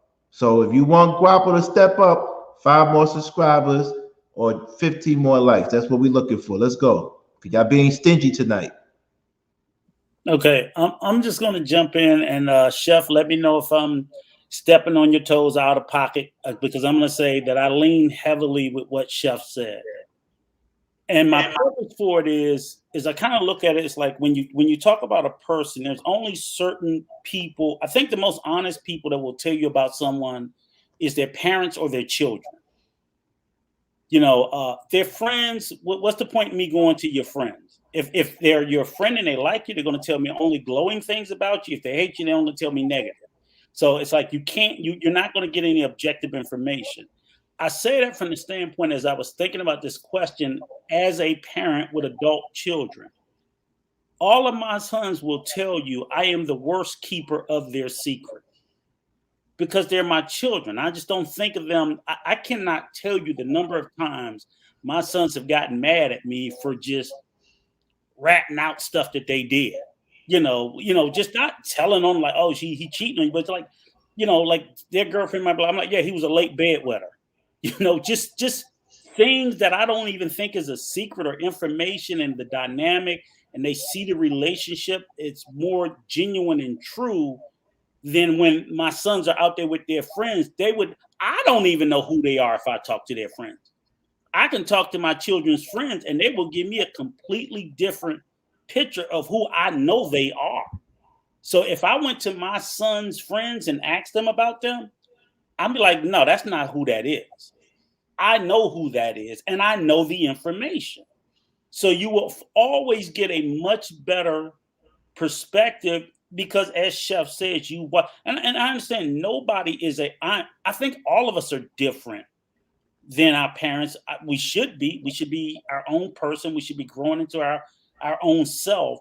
But if you're dealing with someone with trauma, sometimes you can watch them, and most likely most of your traumas, not all, but the majority of our traumas come from our upbringing, our parent. I'm not saying everybody beat us or everybody did anything to us, but if at a bare minimum, our parents are aware of it and they know about it. So that's where I think is the keeper of all my secrets was my mother. And I didn't have a lot, and I kept things away from her, but she would give you the honest, unvarnished truth. And if you went to any of my boys who knew my deepest, darkest secrets, you were either not going to get it or you're going to get it glossed over. And I'm the same way with my guys. I'm going to paint it in a positive light, or you just ain't getting it. So your best chance at getting it is the parents or the children if they have children, because they'll give a more balanced and objective opinion if you're going to get it from anywhere. Right. Question, please. I know Guapo is worth more than 1 subscriber and 2 likes. That's all he got so far. I need that. Listen. Hold on. Chef, the question for you. Does the degrees of making a bad child occur during pregnancy? Can you mess up a child's upbringing during pregnancy while he or she is in the womb? Through substance. Yes, you can have an impact on you without question. Can have an impact. Yes, you can on pregnancy. Prenatal trauma is a real thing. Prenatal trauma is a real thing. Child is growing within that body, within that vessel. Yes. Okay. Things that have an impact on the physicality of that woman. If her blood pressure goes up from stress, all of these things. Any negative traumas can negatively impact the child without question. Substance stress. Thanks, Victor Freeze. Substance stress, external factors, all of those things can have an impact on that child. Is it irreparable harm that would make that child maladjusted or not make them move, forward in life? Not necessarily. But to answer the question, without equivocation, it can have a negative impact on the child, period. Yes, because me and my wife, we argued throughout the pregnancy, and I got a hard-headed girl. You argue with her, you add to the stress. We both stubborn though, so that's the stress. And even diet, a poor diet can affect it as well. I would definitely have to say, yeah, like positive or negative, because all 3 of my children, while they were being, developed in the womb, you know what I'm saying, it's every night I would speak to them.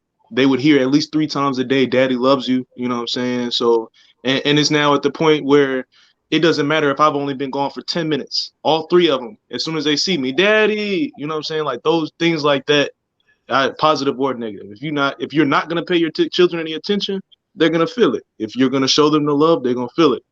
The food, like you said, the food that you take in your body, they're going to feel that. The music you listen to, the books you read, all that stuff, it plays a part. Like there are people that read books to their children while they're in the womb to help the development.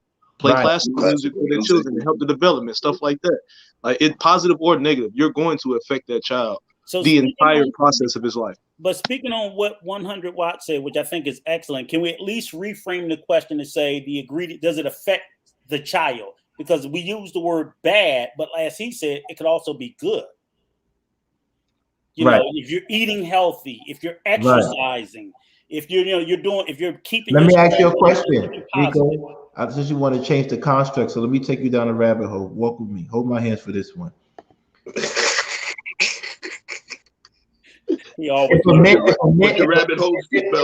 This happens a lot. If a man is not around during the pregnancy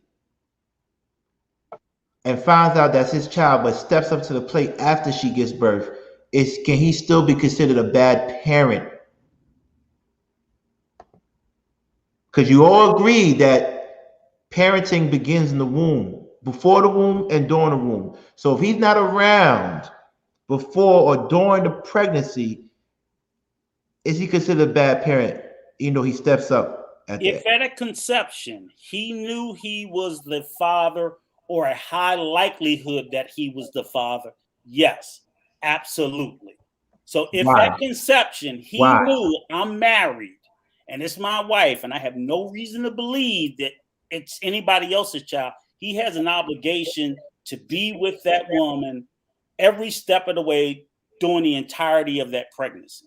Because, you know, carrying that child, yes, while the woman physically carries it, the father has an obligation to do everything he can to keep the burden of the mother of his child, that's his child growing inside her, you know, as comfortable as possible, as humanly possible. So you just can't walk away and say, I'm gonna leave it to her and her mother, this, that, and whatever. You know, it's different totally if, oh, I don't know, this, that, whatever. But if at conception, you as a man, you don't have to be married, but I'm saying if at conception, you know that that is your child, or a very high likelihood, 100%, you have an obligation. Somebody got something in the background. Somebody got noise in the background. You got 100% an obligation to be there for that child, 100%. And if you're not, then yes, you are adding. You're the first bit of trauma to that child. Here's why I will push back on that. And if I'm gonna speak from personal experience, the last 2 months of my oldest child, the last 2 months of her pregnancy, I was in Texas training for pre-deployment training to Afghanistan. Right. So in a space like if you know and you're not around and things like that, sometimes there's variables that's attached in that. You know what I'm saying?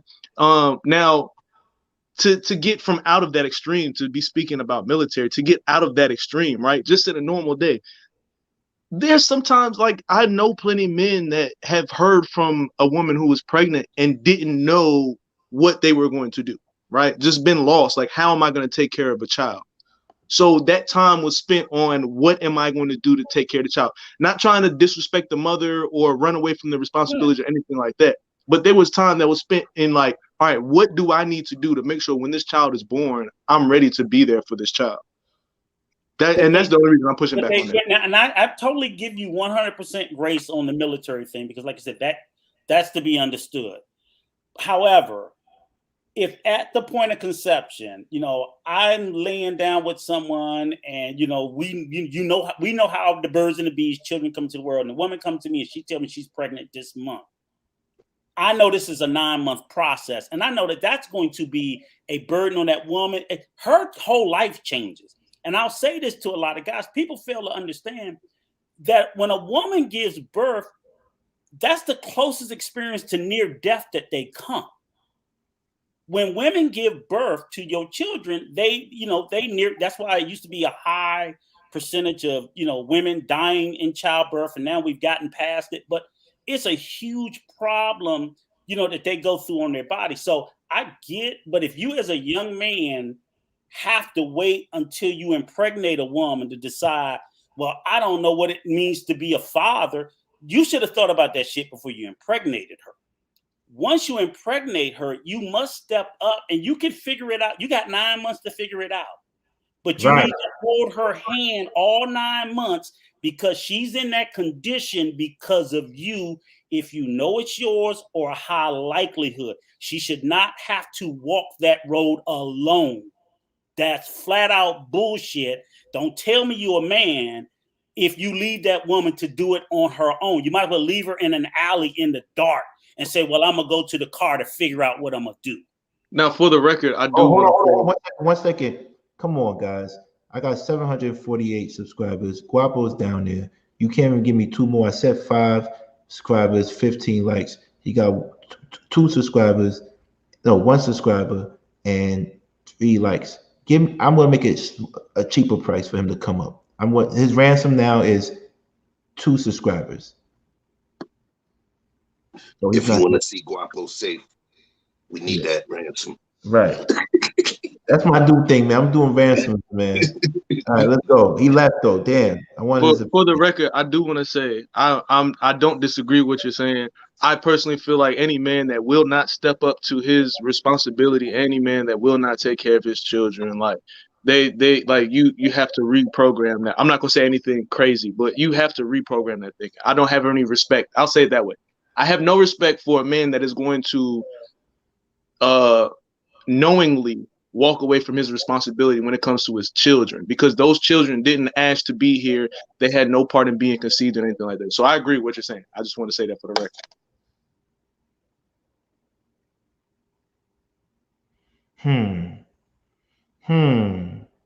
So basically, at the end of the day, we know that when it comes to pre-birth, we have to do our due diligence to select our partner.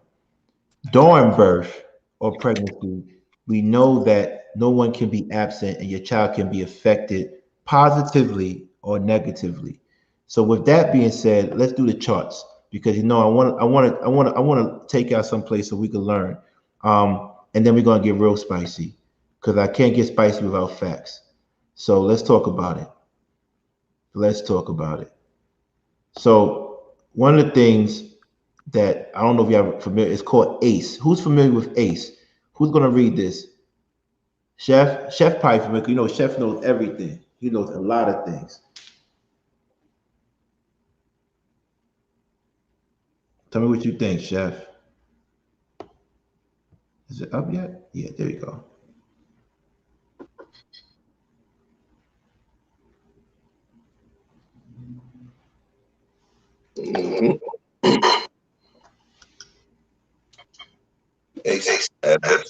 Adverse childhood experience. Adverse childhood experiences, or ACEs, are potentially traumatic events that occur in childhood 0 to 17 years. That goes to those childhood traumas I talked to earlier. The amount of experiences can have a long-lasting negative impact on health, well-being, and life opportunities / relationships. It also impacts the development of the brain. That falls into the formative years conversation as well. Exactly. All right. Now we're going to talk about adverse childhood experiences from 0 to 17. Is that a child at that point? All the way to all those years? Or no? Absolutely. Well, great question. 17 years old? Wait. You're saying yes. Remember, in certain cultures, folks are considered adults at the age of 13. Right. In certain cultures, people are able to wed at the age of 14, 16, all of these things. So those actually still are formative years. Yes, they are formative years, but what many of those other cultures will do is push maturation and push adulthood onto them earlier during those formative years. Some people believe that having them go to the military at 13 or 14, it actually pushes maturation and adulthood onto them earlier, which means that the discipline of being an adult is actually pressed upon them at such an early age that when they do reach the actual American Western adulthood of 17, 18, they would have already had a running start to the adulthood discipline and not wait until 22 after they get out of college. Can I add on that, Chef? Not even No, in other countries. Okay. I was going to say, believe it or not, here in the U.S., and E Black might be aware of that, being in the state of Texas. I always like to beat up on Texas. No, it's just the fact that in the legal system, certain states will try you as an adult as young as 16, and some states it's 15, depending on what the crime is. So it's not, let's not make it all like it's other countries. I'm talking about here in the U.S., and some states, it was, the driving age used to be able to get a driver's license at 16. And if you commit a crime in some states at 16, you get tried as an adult. So I want to pose the question, what makes, since we're talking about this now, what makes a child? And the reason I asked that question is because just because somebody's going to charge someone as an adult at 15 doesn't make them an adult. That to me sounds like a state grab on money to be able to incarcerate as many people as they can to fill a bed. That's what that sounds like. It doesn't have to do with maturity or thought process or anything like that. That sounds like something other than that. So what really makes a child then? I kind of agree. I agree with 100 watts because Two more there likes. is Two more likes. there is Two some more likes. double He doesn't standard. say he was going to drop, but he's back in the lobby. 2 more likes and subscribers. 2 more likes or 2 subscribers. That's all he needs. Thank you. Yeah, I agree with 100 watts specifically because on this one, if you think about it, there's a double standard when it comes to that. You know, you'll have somebody that there's been kids that were 13, 12, 13, and 14 that were tried as an adult. Remember the kid that did the wrestling move on his sister in Florida, right? He was 12 years old. They tried him as an adult. But then on the flip side, that person also does not have the ability to consent, if you understand what I'm saying, you know, statutorily. But then on the other side, you know, it's a double standard in terms of the way that it looks. You know, in the legal side, one of the things they do is they judge the horrific nature of the crime itself and not necessarily the brain development of that person. So it's not really a fair, it's a double standard. I wouldn't conjoin or conflate, you know, being tried with something as, you know, determining where the adulthood aspect is. Yes, Chef, can you finish reading the preventing ACEs, please? Yeah, hold on. I got you. Strategy: strengthen economic support to families. And the approach would be strengthening the household financial security and family-friendly work policies. Next one, strategy to promote social norms that protect against violence and adversity. Approach: public education campaigns, legislative approaches to reduce corporal punishment. Pause, Chef. Guapo, this is what I'm talking about. You're a little bit impatient for me. I do this to everybody. Anybody that comes on, I try to get my likes up, and I tell people to give likes or subscribers up. No one's going to be give preferential treatment. So if you can't wait, I understand, but you got to make up your mind. Are you going to jump in or jump out? You can't be sensitive like that. We want your honest opinion. We respect your opinion. You just said that Chef wanted you to cam up. That's amazing. But if I'm going to bring you up on stage, I need my likes and I need my subscribers. Because like you said, you're here for the flowers.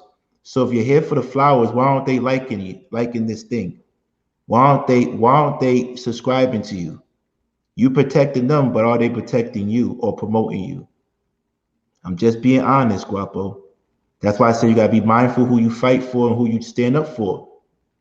And Bree, we love you, Flower. But if you watch the show, I do this to everybody. So I'm not picking sides. He has to bring some likes in, or we're not gonna put him on stage. That's it. No love lost. We love your opinion, Guapo. But if you don't come early and you want to get on stage, you need likes. I do it to Rico, and Rico's been a loyal subscriber. One of the most loyal subscribers. So please, please, don't do that. Don't do that. I'm sorry, Chef.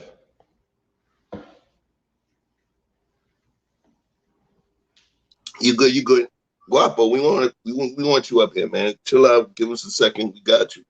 All right. Your opinion is important. So strategy: promote social norms that protect against violence and adversity. The approach: public education campaigns, legislative approaches to reduce corporal punishment, bystander approaches, men and boys as allies in prevention. Next strategy: ensure a strong start for children. Approach: early childhood home visitation, high quality childcare, preschool enrichment with family engagement.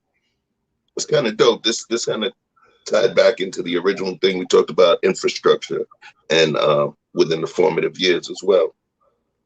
Damn, I ain't as dumb as I look. All right. This is dope, though. This is it. My personal opinion, I believe this is the key. These are the steps that are going to really be necessary. Yeah, I got nothing eloquent after that. I got to recharge. I know when it shut up. All right, so second. So I don't want to throw everybody off. I apologize for that, but I don't want people to think I'm censoring them.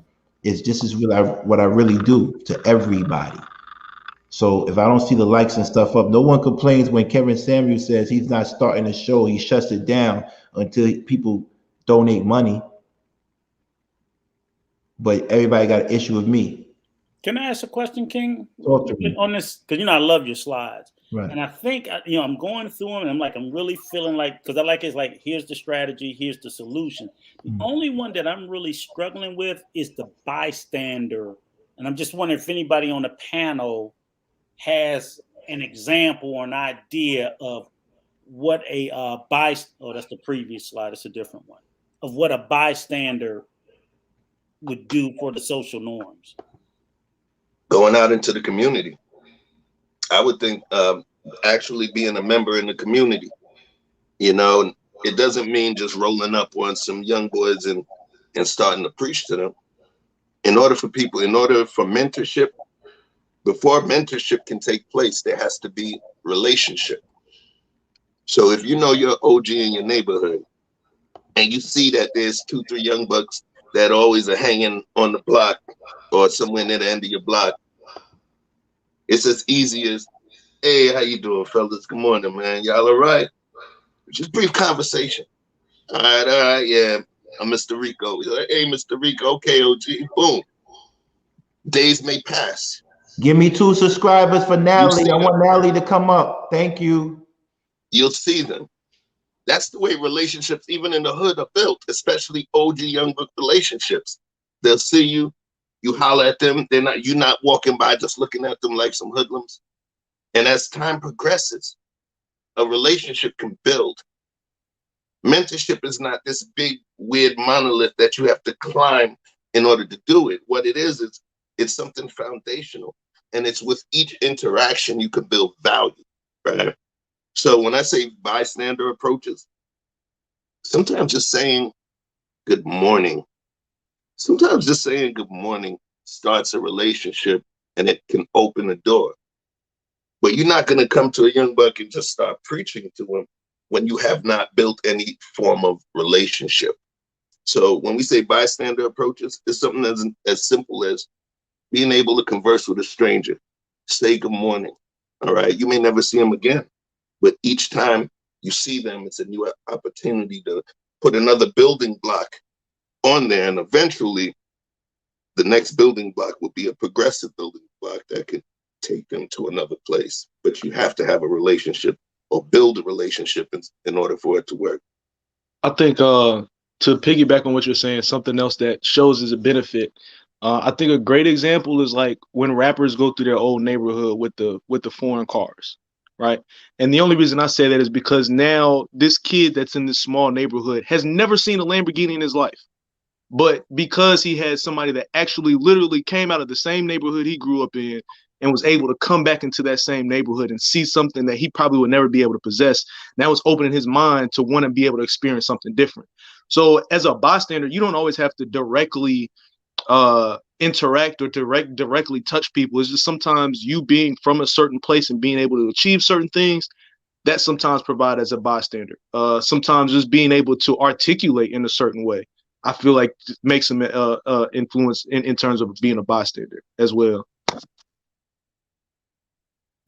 Yeah, I think when I looked at it, it said bystander approaches. I always felt that it was more or less a community standards type of thing.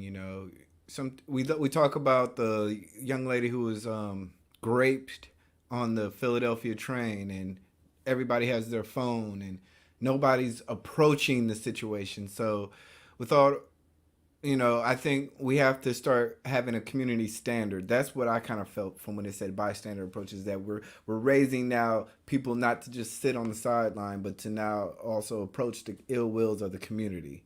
Be involved. Do the hard work. Pass it on to your next generation. Rinse, repeat. So That's the way I was kind of wondering that way too, E Yeah, Black. there's another chart right there if you want to read it. How we approach it, like Joe, because the average Joe every day is bystanders, and we have millions of bystanders out there in the community.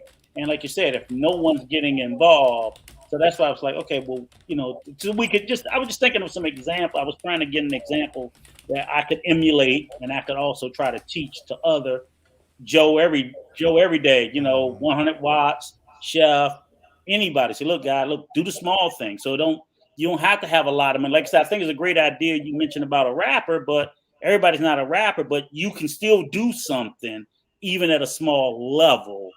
But that's why I was thinking of I was trying to get an example to emulate that behavior.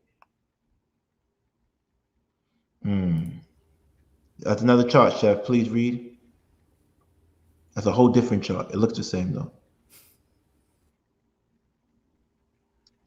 Preventing ACEs. First strategy, teach skills. What's the approach?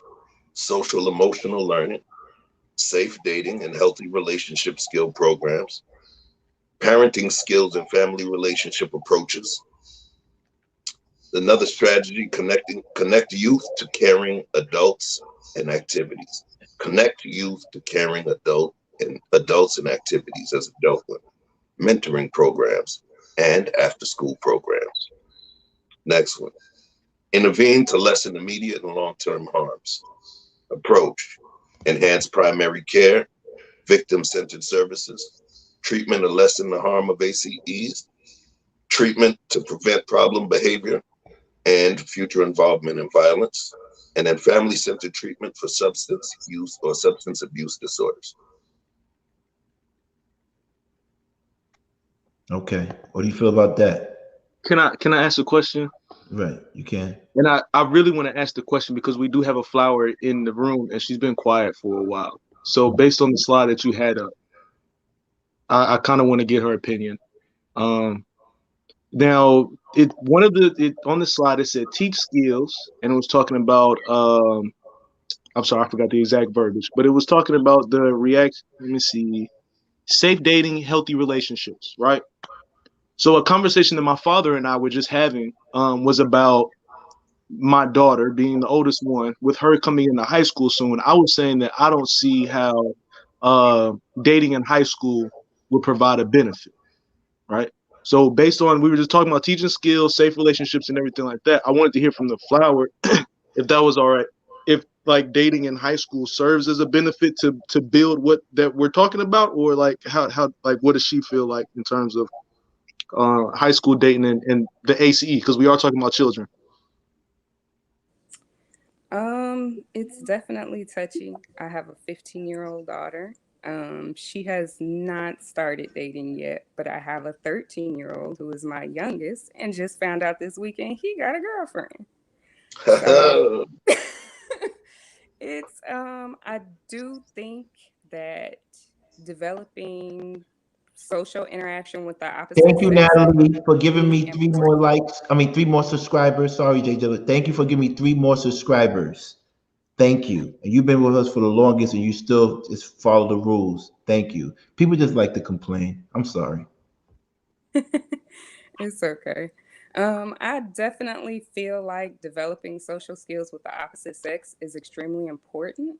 I don't feel like it's a big deal. I think that dating is okay, but the parents should definitely be involved. Meeting the child, if there's a date, is there a chaperone who's gonna, which parents are gonna chaperone, all that stuff, vetting out, the other person. But in today's society is tough because social media is a problem.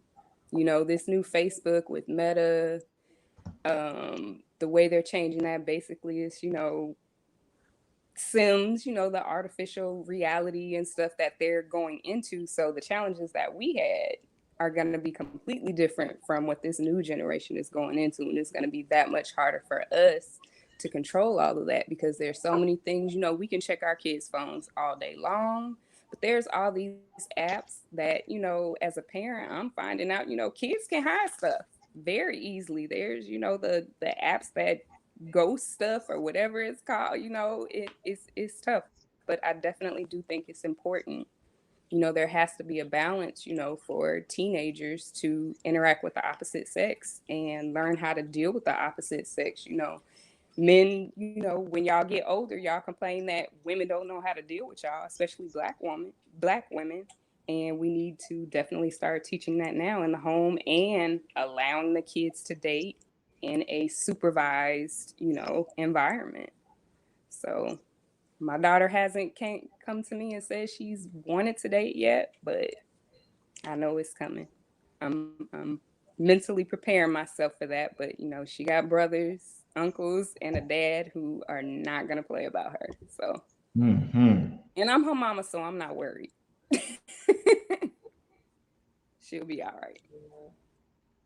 Shout Natalie. What do you think, Natalie? And thank you for giving me 3 subscribers. I don't know if you did it, but the people did it for you. Thank you. Thank you, people, for doing it for King and the Horsemen. Thank you.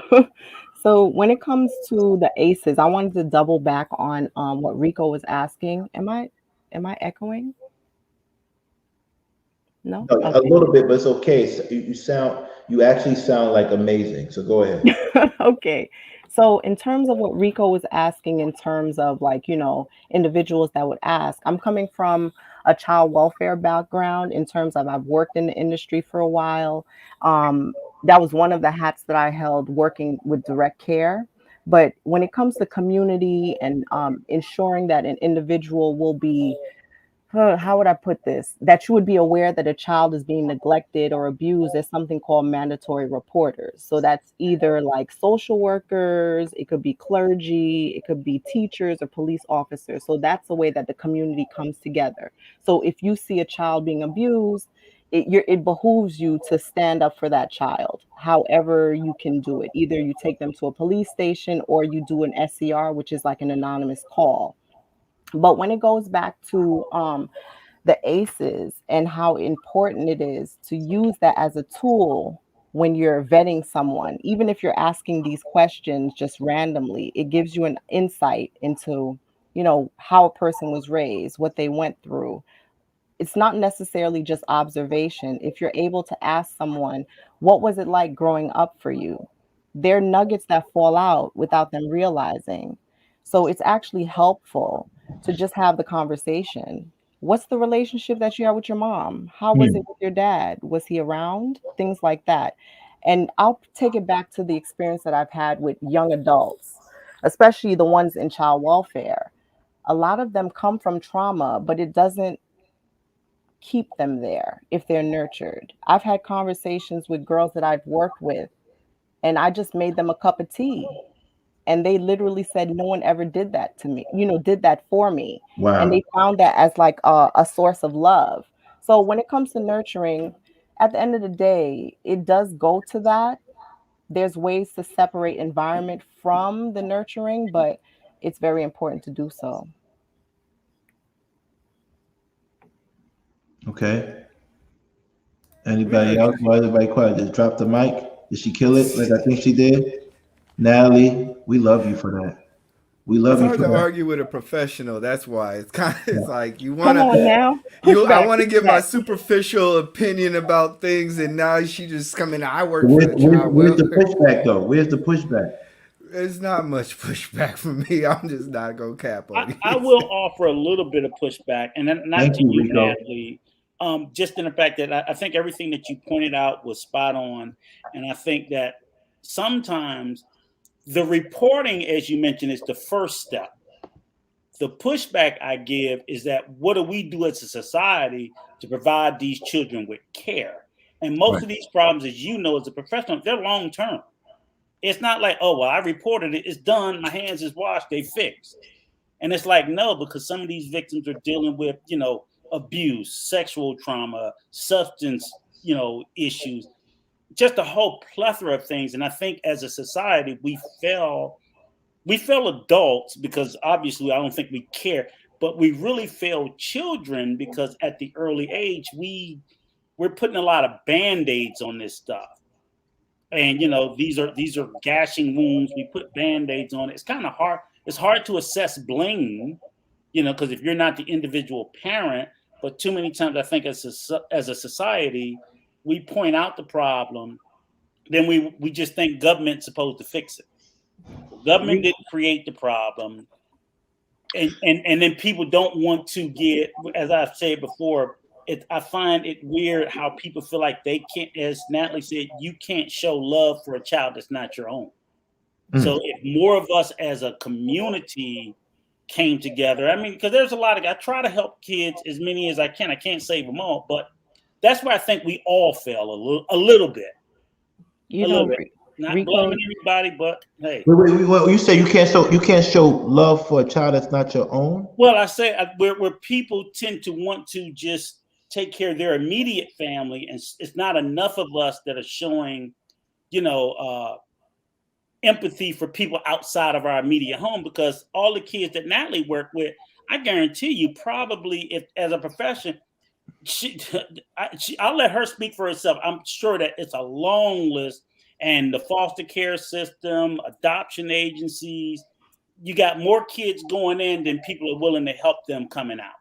Rico, you make a great point, and I just wanted to say this in terms of how I was going to follow up what you said.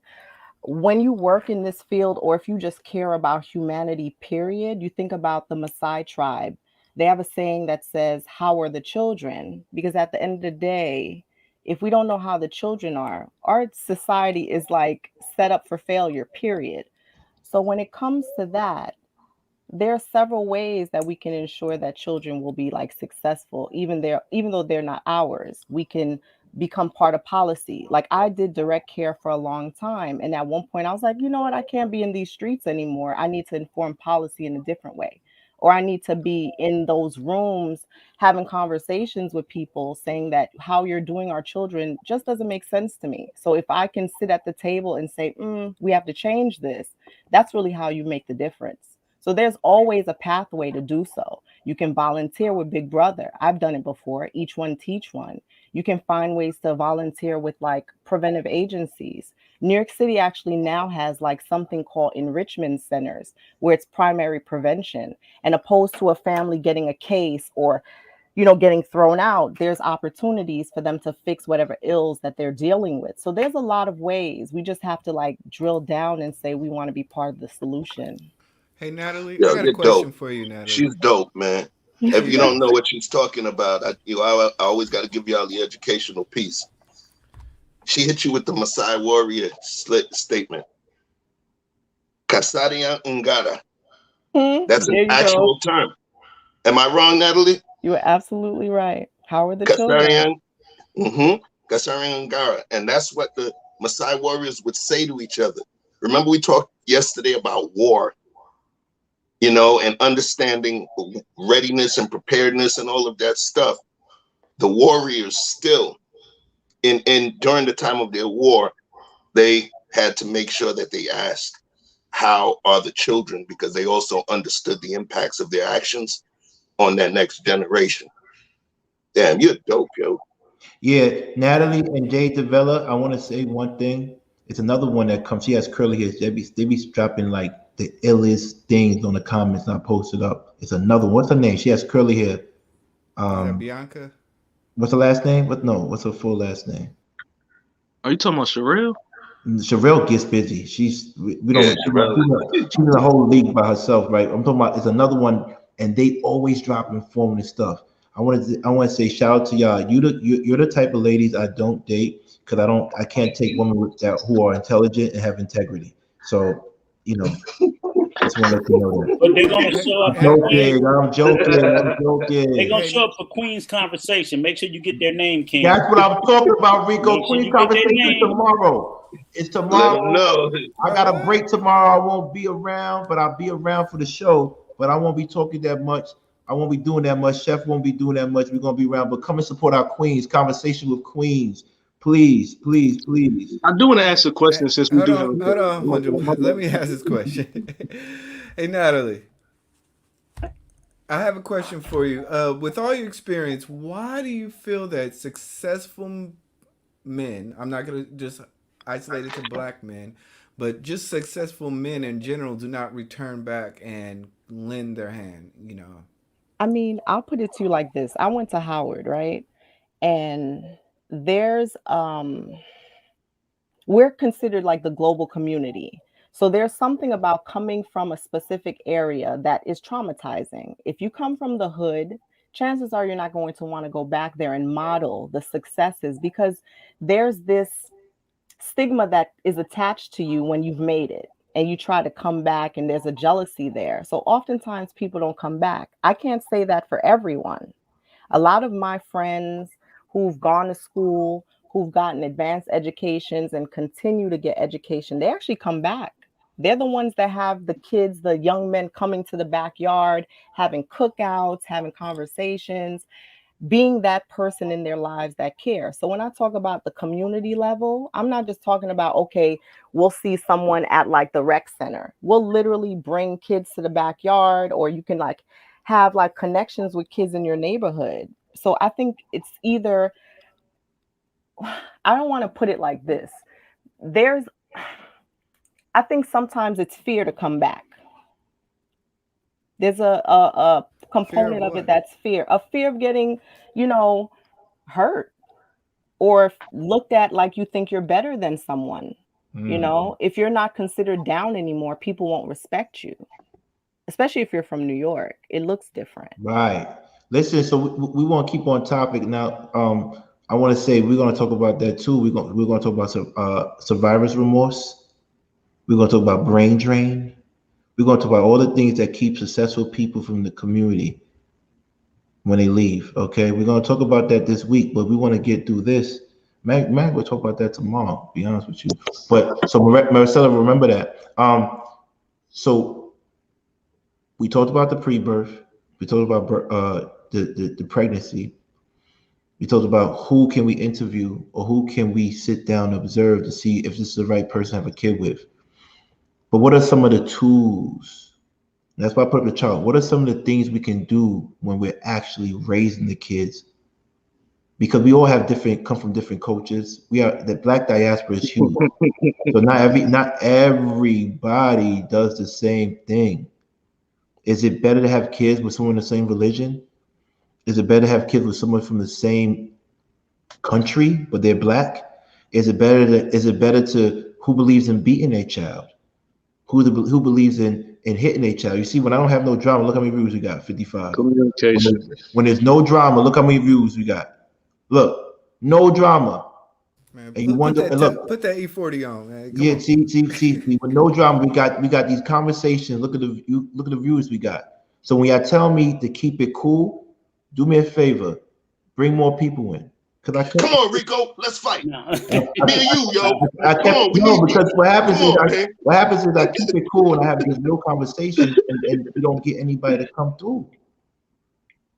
I don't know. But as somebody who's aspiring to get to a level where you guys are at right now, right. Wouldn't you say that it kind of serves more of a benefit to serve the 60 people who are here to actually hear from you versus the extra 40 who are here for the drama?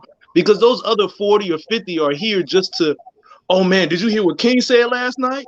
Right. Like they're not here to learn because as you said, you're focused on your impact, the eyes that you was talking about, your impact. Right. You can't impact the people that are here for the extraness. Right. But you know what we do? You know what we do though? And you're 100% right. I agree with you. But we also want to save people.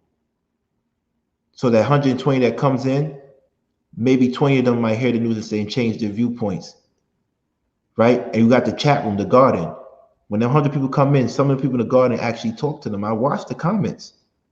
Understood. They go back and forth. So we're trying to save lives, not maintain lives. So that's a point. Well, we're both right. How about that? We're both right. But let's talk about the things that we need to focus on raising children. Should we be involved in their education or should we be hands off? Should we beat our children or should we be hands off? Should we be affectionate to the young man or should we be hands off? Communication. Uh, That I'm that's gonna get it started. We're gonna get it real started. I am a very good proponent or a very pro proponent of spankings. I Oh, think I think spankings, or should I say, corrective discipline. You know, I've always believed that you have to have put in a child the fear of God first. Then that prevents further correction. Now, don't get it confused with physical abuse. Don't get it confused with abusiveness. Don't get it confused with, you know, old school whippings. I'm just talking about corrective behavior. If I have to get, as a parent, have to at a certain time and moment, have to get a utensil, whether it's a fly swatter, or a belt or whatever, I believe in I should have that ability as a father to do so because I need to have correction immediately. It says in the Bible, spare the rod, spoil the child. Those are the Shit, things I believe in. I wish I got whooped with a fly swatter. So, I mean, with all due respect, I know that's probably a touchy subject for a lot of people, but I truly believe. oh, Maricela got beef with you. She got beef with you. According to ACEs, beating your child exposes them to trauma of corporal punishment. And I I respect feel it. like I respect corporal that. punishment needs to be utilized as an escalation of force, right? Because like you said, there's a difference between using a spanking to discipline your child and being abusive. There is a line between those two, right? It's just I think where the problem comes in is where parents use spankings or capital punishment as their only form corporal punishment, excuse me, their only form of communicating with their child. Because just because you spanked your child doesn't mean they understand what it is that they did wrong. That's why I've always felt like communication is the number one aspect in any point of your life, whether it's being a good employee, a good parent, good spouse, anything like communication. I've always felt like that's the number one tool in anything. Yeah, but I'm sorry. Yeah, he's spitting. He's going. Go I'm back. Come sorry. on. As a child, you have to understand that there are immediate repercussions for your actions, and these actions are go beyond a communicative level that is nonverbal, or that is nonverbal. So that's So just my opinion. at what age do you feel like a child is able to comprehend the communication that you're giving to them? Because if you say to a 9, like I can definitely understand a 5-year-old, you telling a 5-year-old, hey, don't touch that stove because it's hot, is gonna register a little different to a 12-year-old. So I can definitely understand that. Like the comprehension is a little different. That's why I say escalation of force is important because no matter what age as they start developing, you have to be consistent with children.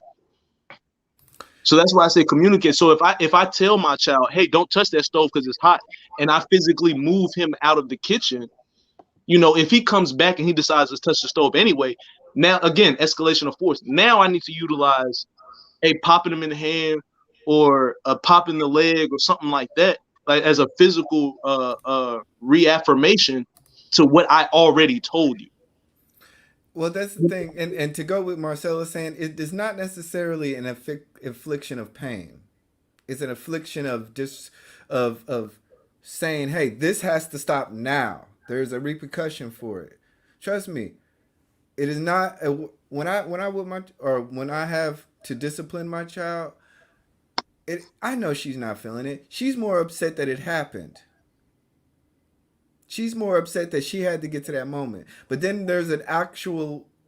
She leads it. I make sure I do it in a way that it leads her up into why. I don't just go out and say, "Hey, you touched the stove." Boom. I say, "Hey, you know better than to touch the stove." For the men, Now, the man and the woman here, hold on. Is it different? Is it different raising a boy and a girl? No. Yeah, I would say so. Can I push back a Yeah. little bit on you, E Black, though? Mhm. No. Can you answer that too? Because he said no. Yeah. He disagreed with you. Yeah, please. I don't. I think like I said, I'm a reformed spanker. So I will tell you, I don't do it, but I did. When my kids were much younger. I just wanted to push back on you a little bit when you say that she doesn't feel pain. I don't think you're hurting your daughter to a point of any extreme, but the purpose of it is, I don't think that's the purpose of it, but that it is inflicting pain.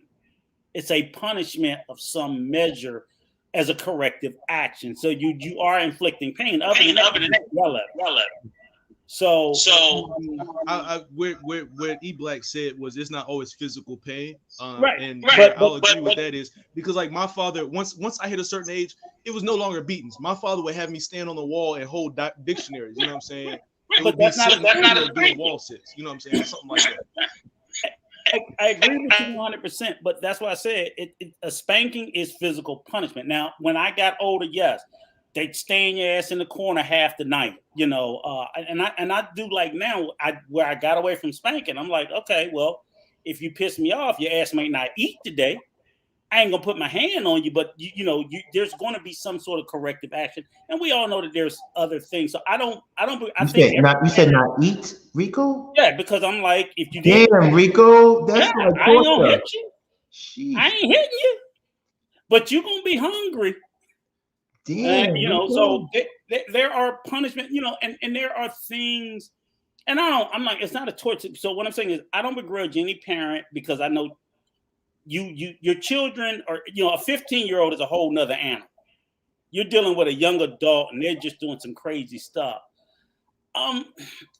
Boys are slightly different than girls.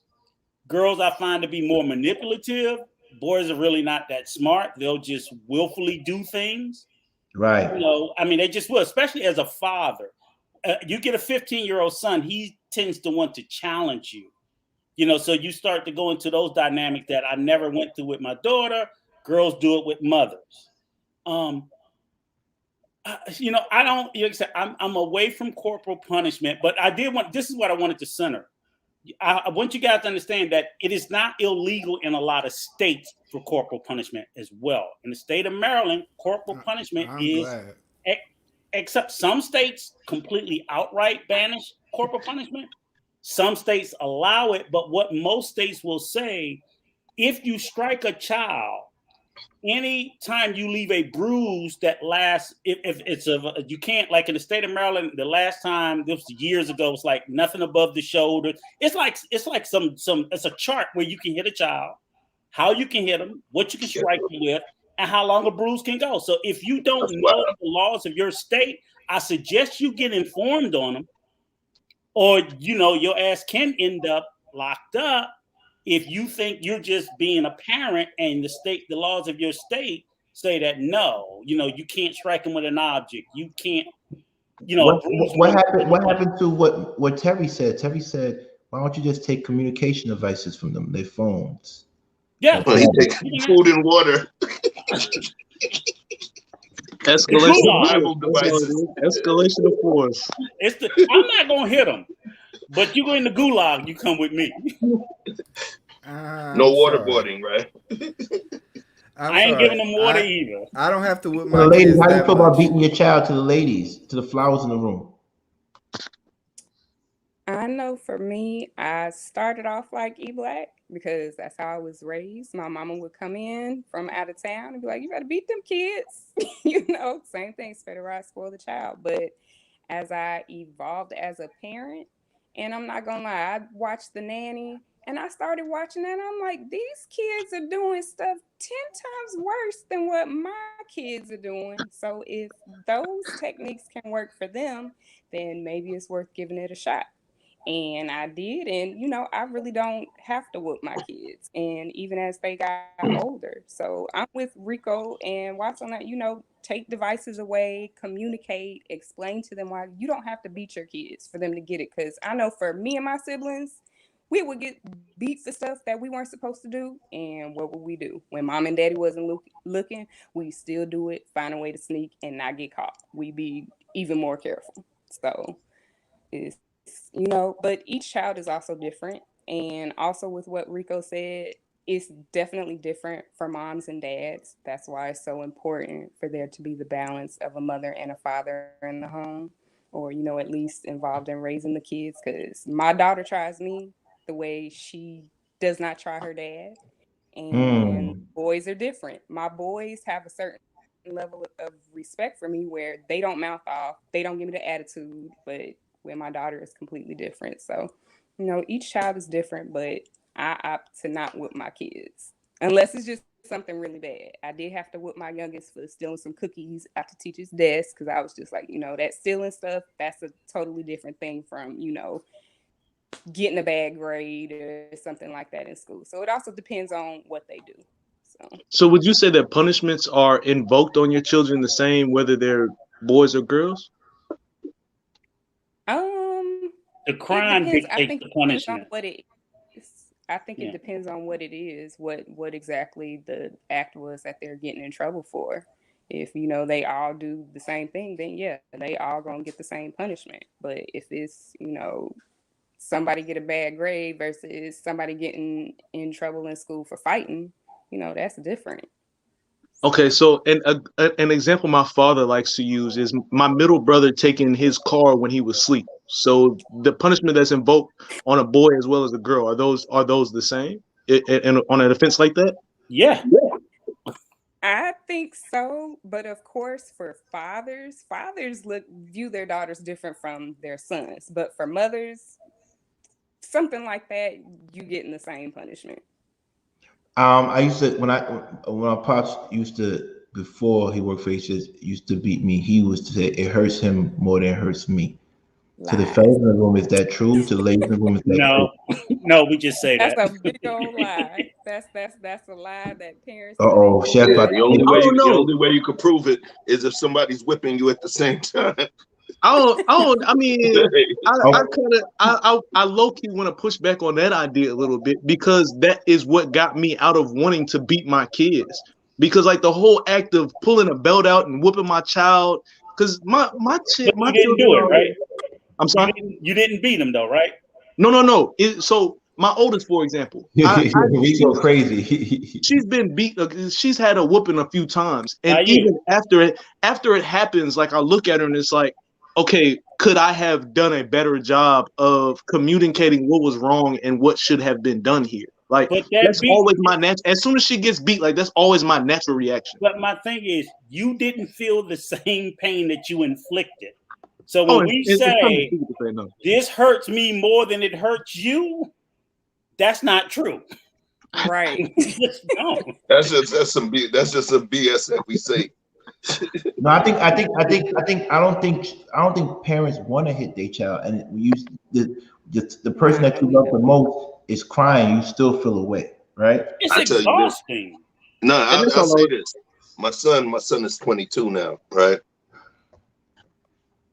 The first time I whooped him, I swear, man, I literally was choking up. I was crying on the inside. You get what I'm saying? And it was crazy because at that point he was almost 6. And at that point, I had said to myself, yeah, I'm not going to whip my kids because I got whipped when I was younger and I'm not going to do this and that. And then I found myself at a point where I ended up doing it. And what was crazy to me was, I felt guilty because I thought it was, sometimes we do it out of embarrassment. Like somebody said, grocery store, right? Where was I? I was at the Funkmaster Flex car show, back in the day. And we were there. I'm an industry guy, so I had access and all of that. We're up there before they do the curtains and everything and open to show the car. We're getting to sit inside a Rolls Royce Phantom, one of the early Phantoms. At one point, he doesn't want to get out of the car. I'm like, come on. He's just sitting there like, no. I'm like, get out. And they're about to do the display. You get what I'm saying? So they're like, yo, pup, you got to get him out. He's sitting there crying. I literally had to drag him out of the car. He's holding on. You get what I'm saying? Once I got him, I had to give him a good tug. Got him up out the car and then took him behind the curtain and then swatted him about 4 or 5 times because he was crying loud and acting up. No. I never seen him behave like that. Man, I swatted him. After that, I'm not even gonna lie, man. I wanted to leave. I felt messed up, man. Messed up. You get what I'm saying? Because it was like I came to a point where I did something I never thought I would do. And yo, I'm not even gonna lie, that really, really hurt me. That was the last time I put my hands on it. You get me? So I have to, in terms of the pushback, I will agree that yes, man, there does exist times where it hurts you more than it hurts them. Definitely. I do. I think that to the parents, raising children, if you have multiple children, do you show favoritism and preferential treatment to certain children? Because parents will always say when they're raising us, they treat us the same and they don't have favorites. Is that a truth or that a lie to the parents? And I will delete this so your children won't see it later on down the line. I'm lying. Hey, let me just say, I'll jump in real quick. It's funny. Like my oldest son, and we have this conversation all the time. And it's hilarious. And I remember, when he was younger, he was like, "Pop," and they're like the oldest one, he's 30 something, the youngest one, he's 20 something, and he'd be like, "Pop, you would have killed me for doing what Delonte did." And I had to tell him, I'm like, "Look, Lil Rico, you were the firstborn, and I have to tell you, you were the practice kid. And it's kind of weird, but I was being honest with him. I was like, I was never a fucking parent. I didn't know what to do. So a lot of the things I did with you, I refined becoming a better parent, but he wanted me to be just as harsh on the younger one. He was always encouraging me to do things to the younger ones that I did to him. I was like, okay, I didn't know any better. I've gotten better. So now I can kind of predict the stuff this idiot's going to do because you did it and your brother did it and your other brother did it. So I'm not as angry about it. I don't have these flashpoints. And when you're a stressed out parent, God knows if you're a single parent, and that's where a lot of the child rearing comes from. You got to understand there are stressors on the parents, and there's no excuse for it. As I said, I'm clearly a refined, parent in a situation like that, but it's always funny. And ultimately, I always say, I love them all, but yeah, I got fucking favorites. The favorite is the one that loves me the most. And you can tell that, and I don't tell any of them that. They kind of figure it out. They know now. That's amongst themselves. Oh, you treat him the favorite. I'm like, whatever. I treat all y'all the same. But they know in my behavior. But I treat them all. I love all of my sons equally, but I do have favorites. And it's the one that blows up my phone 24/7. That's like another wife to me because he calls me all the time. I'm like, he checks in on me and I can barely hear from you other guys. So why the hell wouldn't he be the favorite? And I think that's what happened. Ladies, do you have a favorite or do you use the excuse that most parents use? I just love them differently. I don't think that that's an excuse because each child has a different temperament. You have to deal with them differently. So I let my kids know, like, of course, my daughter thinks that I treat my youngest the best. My oldest thinks I treat my daughter the best. My youngest, he don't complain. But, like Rico said, my oldest is 21. My other two are 13 and 15. So there's a bit of an age gap. And I tell him the same thing. I learned different things with the younger two. I wish I would have known them. The things that I've learned when I had you, but I didn't. So, each child is different. You definitely have to deal with them just like you deal with, people who differently. Different personalities and all that stuff require different, ways of dealing with them. So, nah, I don't. I let all my kids know that I love them and pour into them, and I'm like 100 watts. I'm huge on communication. I have no problem apologizing to my kids when I'm wrong. Like, I'm huge with communication. So that's me. Natalie? I think it's just the way that you would discipline your child. You have to think about that person. There are some kids that you can hit them and they'll just take the beat and then still continue with the behavior. So that corporal is not doing a thing, but you exerting energy. So when you think about how you're quote unquote loving your kids, it's more along the lines of trying to find a lane for each of them, but you'll know who's been with you through the thickest. It's usually like Rico said, the first one, the practice child, the one that took the knocks when you didn't have that manual and you figured it out, kind of thing. So you parents are not going to say it, but chances are there is one, but they love all their kids. But there will be one that they're like, okay, this one I can depend on for sure. So that's how I look at it. I look at it the same similar way. Excuse me.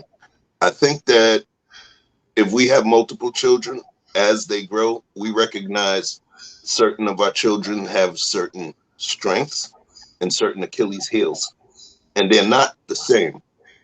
You know, one of the kids may be a little more headstrong. You know, another one may be more disciplined than the other. You know, the one who's more disciplined is going to be the one that gets all of their chores done. You know, the one that's a little more headstrong, they don't really listen to mama, but mama knows when the kids go out, that's the one to be there because that headstrong one is going to protect them. You know, there's the one that's good with money. There's the one that is great with academics, and then the one that, you know, is struggling. We all recognize, you know, if we're there, right? We all recognize the strengths and weaknesses of our children. And sometimes I believe that when the children actually see it in action, they don't understand why it's happening. You know, like for instance, you'll have a kid, you know, when they get older and there's like, mama, why you treat me this way? And you let Lamar do blah, blah, blah, blah, blah. And then mama might tell them, because you were the one that was the special one that was going to be the future to lead us out. And I had to be stronger. I had to be stronger on you because you were the chosen one. You just ain't realize that. As parents, as intellectual, as intelligent parents, right? We understand our children and we understand certain things. The children don't always understand. My sister is 9 years my junior, right? And I would see her interact with my mom. And I used to be like, you letting her talk back to you like that? You would have cracked the shoe over my head. Right. And I used to be like that. I was like, leave me alone, man. I'm waiting for a shoe to fly. Oh, this is some BS. But the thing I began to understand was she treated myself differently and she treated my daughter differently. Me being born in the year that I was born, children that were born in that year, they did not have a life. Black men did not have a life expectancy past 25 during that time. That was a statistic. So in terms of the way that she was rearing me at that time, a lot of it was based out of fear. My best friend, his mom was a doctor, and his father was a PhD professor at Fordham University. And he was my best friend in high school. I couldn't stay over his house. You get what I'm saying? There was so many fears. So depending on the external circumstances, how the parents perceive each of those children, the time frame, the chronology, and all of that, I think all of those things play a major part. But if you're a kid, you're not going to see it like that. You're going to see it, they treat me differently, but they may not actually understand why. So to me, this question is amazing, which is why I feel like communication is important, right? Because when it comes to, as an example, I came as the oldest of 3 children. Like you said, like Rico said, the first child is the experimental child. My experiences were so restrained. You know, the things that I got in trouble for were what seemed like so extreme.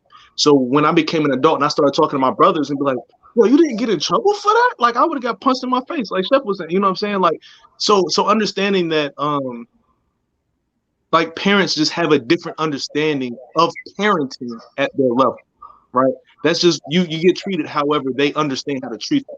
So for me, that's why I say communication is so important. So like when we're talking about corporal punishment, I feel like there needs to be an even keel understanding of how this punishment needs to be utilized for all 3 of them, because I don't want one of them feeling like, well, you whooped me more than this one because when we did this, like I feel like the communication level comes into a play because all 3 children are different. My youngest brother, came out completely different than what I did.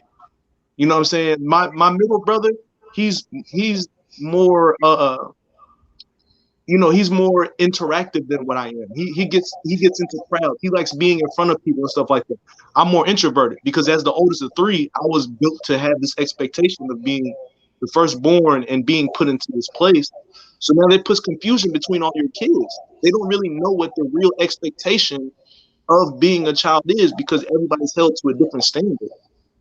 So that's where you get the favoritism into play and stuff like that.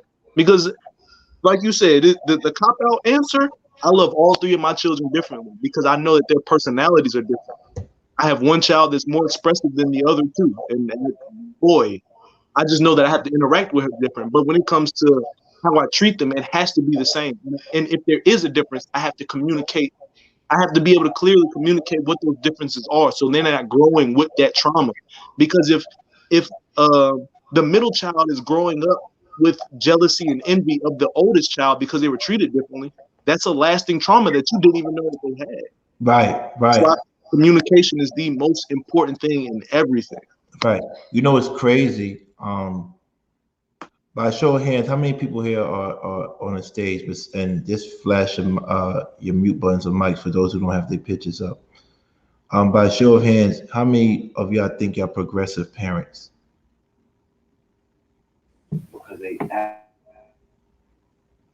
And because I'm asking this question because I feel like most of the things that I've been hearing is based on traditional upbringing.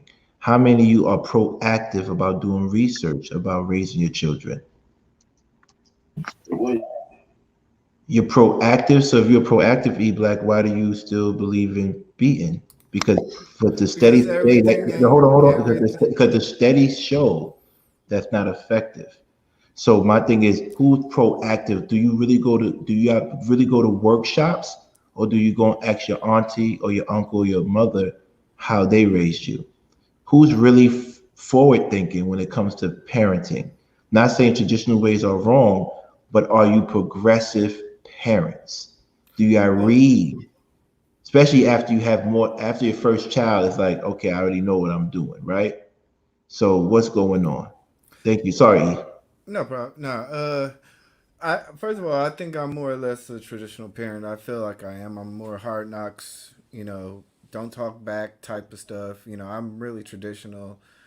I feel the way that I've seen the way that I was raised, and in terms of the way that I saw because I was also raised by my grandmother, so she had a lot to do with my parenting too. So I just followed those examples. In terms of getting advice and learning new experiences, because I didn't have a lot, I am looking towards, giving my child, dance classes and giving her more in life. So I do look forward in that, figuring out whether she's being worked too hard, whether her schedule is too hard, whether she's able to be, involved in her class and doing stuff that I just never did. So I see myself in terms of that, looking towards other people, because I didn't have that type of childhood, but I feel like I'm still traditional because I'm still working basically off the knowledge that I have from my parenting. So I'm in a new ground, a new space, but I don't consider myself progressive because I'm not trying new things. I'm giving her more than I had. Okay. Based on the stuff that I've never seen. Like, I've never went to piano class. Like, so how do I know how a child's supposed to act? So Can I say that I feel like it needs to be a little bit easier for us to push back on the traditional ideas, because the traditional ideas that we have are all based out of us coming out of slavery. Like, that within itself is traumatic. So, like, I hear all the time where parents talk about, I beat you so the master wouldn't have to, or I put the belt to you so the police won't. Like, those are all principles that are built out of trauma. So we have to, in order for us to develop, have to start sliding to more modern ideas, because we have to push away from that trauma of being slaves. And this is my personal thought. I'm pretty sure somebody has to push back, but I feel like a lot of these principles, like beating your child, That is because we were literally chained to a tree and whooped in front of our entire village. You know what I'm saying? Like, No, I I just feel like some of disagree. these. I disagree. Whooping your child has been a situation, a thing that we've done since probably the first. You know, when Moses got his cloak, his bed thing taken off of him, he probably spanked the heck out of him. What are you doing looking So at it's me? so E Black. You as a as a parent, you're going to tell me right now that you would parent your first child the way you would a child that you would have today. If you had a child today, you would parent them the exact same. Well, I only have one, so I'm guessing so. I mean, there's very little I would change. The only thing that I would probably change is the amount of stuff I bought. Half of that stuff I didn't need. Okay, let's really get spicy here because we got 68 people, and I'm going to turn it to 90 with my questioning. Uh, How do we deal with teaching our children sexuality? And I say sexuality because depending on your religion, your culture, your community, or your ethnicity, them not subscribing to sexuality that you are traditionally or religiously tied to can make them bad children. So who wants to tackle this? I won't tackle it, but I will speak on it because I was thinking about it. You know, unfortunately, thank God for me, my child rearing days are behind me. I just help out with the grands.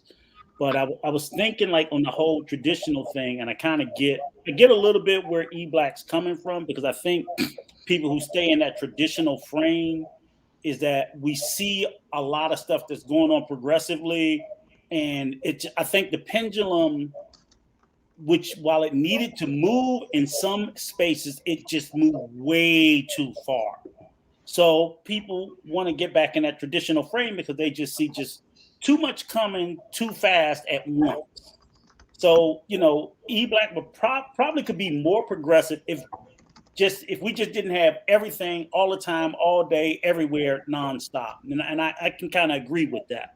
The sexuality thing, and I always think about that. I will say this just to state my position. I'm LGBT. I'm an LGBT ally. I don't march for them. Or anything like that. I believe everybody has a right to be who they are. I believe people are born the way they are. I believe love who you want. I believe in all that 100%. And it was just simply, as a guy said to me years ago, I just don't believe as a man of color born in this country who, through all our generation, we were discriminated against, that we have the right to discriminate against others. And I just fall flat out on that. Leave people alone and let them be who they are. When I do see children, I don't push back on. I only, a little bit. It's like at what age are we talking about? But I also believe that, do I believe if a kid's 4 or 5 years old and he's a boy and he feel like he's a girl or vice versa? I believe it's possible. I do. I wonder sometimes a little bit how much of it is nature nurture, because I'm like, if it's nature and that's who they inherently are, they should have a space to grow into who they are. But I also believe that as a society, sometimes we just put, as I was saying a little bit in defense of E Black, so much stuff out there in the ether. I'm like, well, damn, how much is it? If my grandson, who I don't think is, see his friend wearing a dress, he wants to wear a dress because he think it's cool, and that's an environment thing. And if he wants to, I don't care, put it on. I don't care. But the fact of the matter is, I don't think that he would necessarily want that if he didn't see it. So it's sort of like the same thing I push back on my sons when they live with me. I would never let them wear braids in their hair or earrings. So I was like, only girls in my house wear that. But, because I always felt like certain things they wanted to do because it was fashionable or trendy. So I don't think sexuality is that. So I'm not trying to conflate the two. But I think, it's hard to determine what a child, other than that child coming to you and verbalizing how he feels inside, he or she feels inside. So I would never deny a child their truth. But it's tough. I never had to deal with that, but I sympathize with parents that do. And I just don't think as a society, we need to make any child feel uncomfortable, Right. whether it's in the school, in the public, or anywhere else, about the truth that they feel like they need to live. Right. You know, my So daughter. we keep this. We're gonna keep it going, and I brought that up because I've been hearing a lot of people around me, not on this page, not on this panel, but in life in general, says, "Damn, they're pushing the LGBTQIA plus agenda a little bit too hard because all the cartoon characters are expressing their sexuality. So there's no more cartoons that used to be like the old cartoons, and parents are the ones pushing that. So I'm confused. Are they saying they don't want their children to be like that because they consider that bad? Yeah, I think that's not. No, that Rico, let this somebody answer me because I'm trying Let to me figure jump out. in. Yeah, I could jump in. I mean, definitely could jump in this based on some And don't be personal. scared, 100 watts, because if you got to tackle these questions too, 100 watts. You got to tackle these questions. Yeah. So I take this out of personal experience. My daughter was 4. I have an extra line on my account, and that would be for her to play with one of my older phones. So, when I'm driving, I got her. She can go play her little games, YouTube stuff. All I know is one day she happened to run upstairs, and I come upstairs, and then somehow she got to YouTube, and she's twerking in the freaking mirror.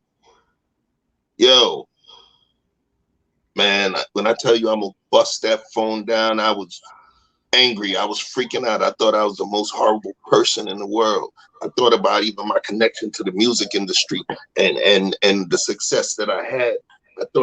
I thought all of my chickens were coming to roost. I thought about every negative thing, you know what I mean? That I wasn't a good guy. I thought God was punishing me.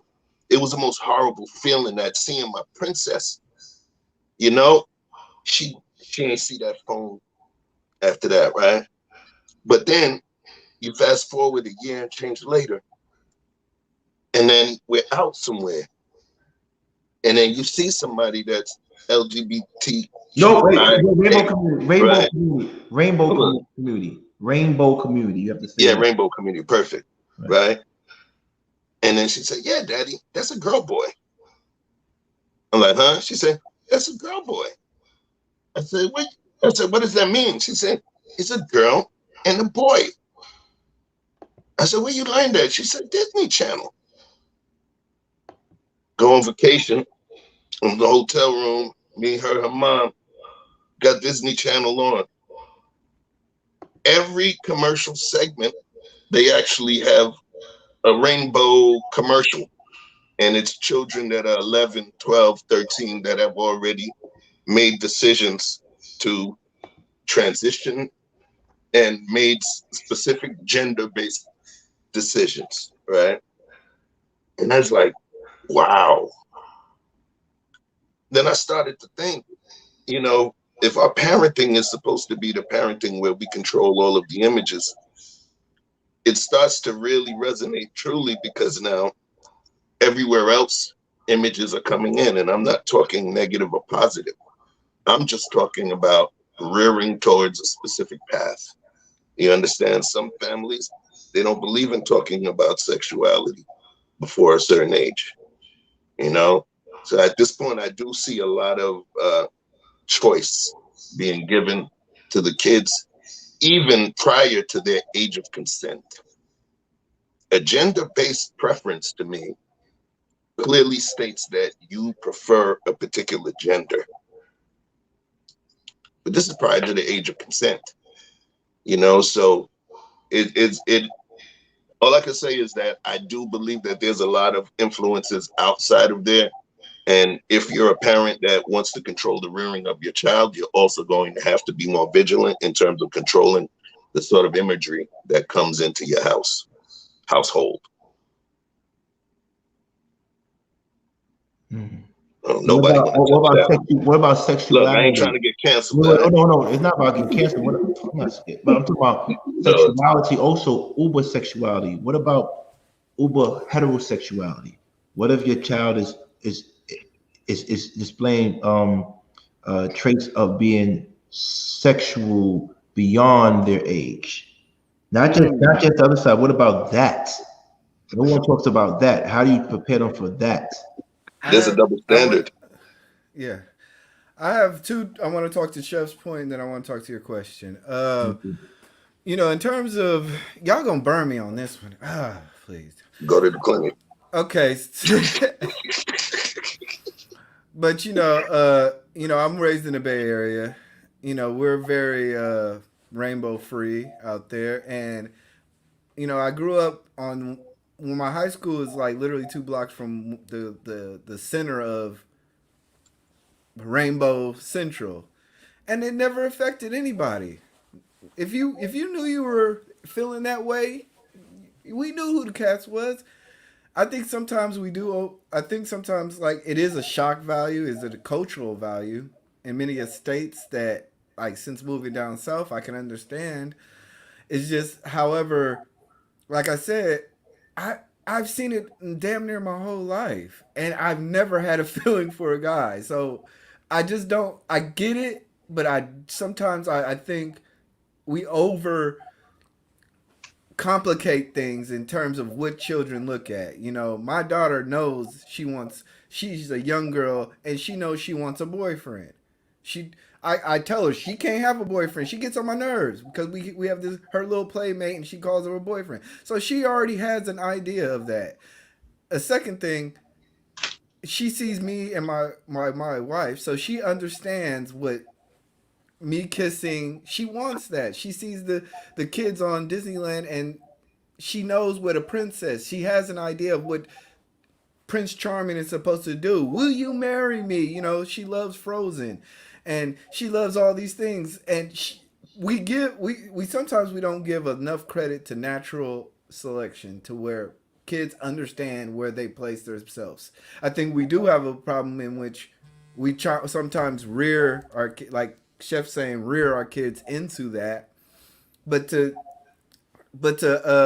King's point, I do think that we do get to a point of over sexualizing our children. I do think we do get too kissy, huggy, you know, and certain things shouldn't be displayed. So, you know. There's a double standard. I believe there's a double standard because you can see it. You know, if a girl at some point was exhibiting over sexualized behavior, the aunties and the moms, they would shut that down quickly, or even the dad. But if the boy, in many cases, exhibits a sexualized behavior, that's my boy. At a boy, well, you know, he just being mannish. You know, you understand? They even make nicknames. Yeah, he just being mannish. You know, man, little man. Society, and I'm not saying it happens all the time, but I do seriously believe that there is a double standard. Now, I like to bring understanding to that belief, right? Because I always don't just want to believe something. I kick the tires. I say, why? I wonder why.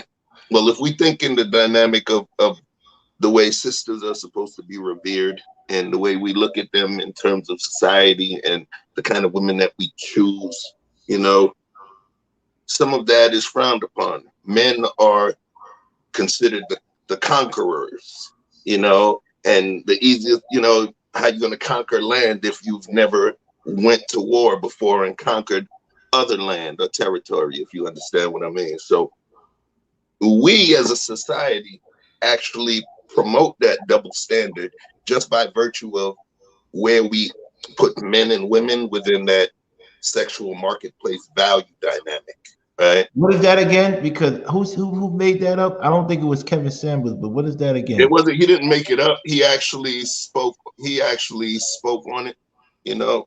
But straight up and down, people do perceive sexual marketplace value. They may not subscribe to the idea, but the idea exists. If you weigh one person over another based on their gender or their worthiness for a relationship or marriage, then unconsciously you subscribe to sexual marketplace value because you have a value scale. You follow?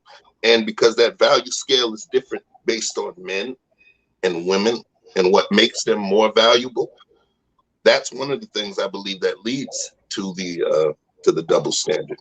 Doesn't make it right? No, I'm just talking about how it happened.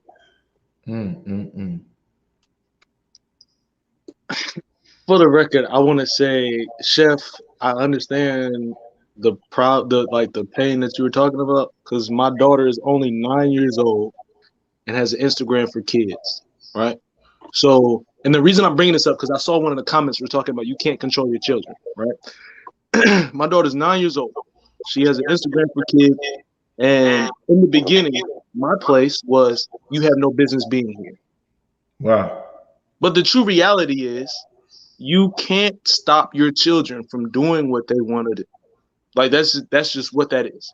So when it comes to the social media and stuff like that, it's going to play effect into their sexuality, right? So my favorite word this entire show today has been communication. Because whenever these children start getting into these spaces where they start questioning their sexuality, or if they want to have sex or not, or something like that, is because they've been influenced by someone, whether it be a classmate, a family member, a social media post, something. They've been challenged by something to say, hey, it'd be a good idea if you just bust them guts open, right? For some reason, they feel like it would be a good idea for that. So now you have to push back on why it is that you have this idea. Where are you coming from? Is this something that you really want to experience, or is this something around you? Communication is everything. Because if we're going to here's a question for you. We're gonna go there. I want to go there. When I scratch my neck like this, you know I'm about to go there. The Caribbean culture. Shout out to the Haitians on the panel right now. Shout out to the Caribbean people. I wish Anifa was on stage, because I want to ask you a question. As African, and I believe 100 Watts is African American, right? In the Caribbean culture, they have dances, dance routines. They could say you trace it back to Africa, but in Africa, we don't dance close to each other like that. We don't whine upon each other like that. We don't have no festivals like that. But you want your son and daughter not to be sexual at a young age. But you go to festivals, and carnivals and shit. They go to Juvie and shit in Brooklyn right before the day before the parade, like The Walking Dead, and dance on each other crazy, naked. But you want to teach kids, your children, not to be overly sexual. Explain that to me, because no matter what communication you have, how do you explain those type of dances and say why are you having sex before you can handle children? Now, hold up, it's for the Caribbean. It's for the Caribbeans. I'm based off your communication. For the Caribbeans in the room, explain that to me. Now, to answer you, my grandmother came to this country as a first-generation American. She had to get her citizenship in America from Panama in order to become a citizen. Panama. They Jamaicans. They Jamaicans too. So, that's Jamaican Central America, that island. You know what I'm saying? I know what you're talking about. I understand completely what you're talking about. Okay, good. Me personally, when it comes to public displays of affection in front of children, it's super limited. It might be a hug, maybe a kiss, or something like that. My public displays of affection, and I want to hear from the panel on this, but my public displays of affection to their mother in front of them is limited, right? Because I don't want you seeing me smack her on the butt when she walks past me, or squeezing her super tight or something. I don't need you seeing that. I need you to understand the intricacies of what it means to really be in love with somebody first before you doing all the physical stuff. Oh, I'm ruined then. I'm dead. Fuck that. What you saying? I'll tell me what you're talking about. You're like, I'm sorry, I'm lost. Tell me what you're talking about. The ass slap triggered him. My fault. I probably went a little too extreme on that. My bad. He like, don't judge me. Don't judge me, B. But I'm saying, like, those public displays of affection also intertwining with what's being seen on Instagram and YouTube and all this other stuff. It's cultural. Cultural, I get it. But there's no reason why a 6-year-old needs to be at a carnival festival. There's no reason. I seen little boys grinding up on older women, and everybody's laughing and joking. Y'all know what I'm talking about. It makes no fix sense. this one, chef. Fix this one, chef. It makes no sense. And that's why it goes back to the question I asked earlier about high school dating. Because whether my son or my daughter, I don't feel like I don't it's just certain things. Me personally, I don't do the whole separate my son and my daughter when it comes to the teachings that I try to teach them. And to me, it's no separation because the lesson is the same. The outcome is different as a woman versus a man. A woman wants to find a man that's going to support her. A man needs to be able to support a woman. I get that. I understand.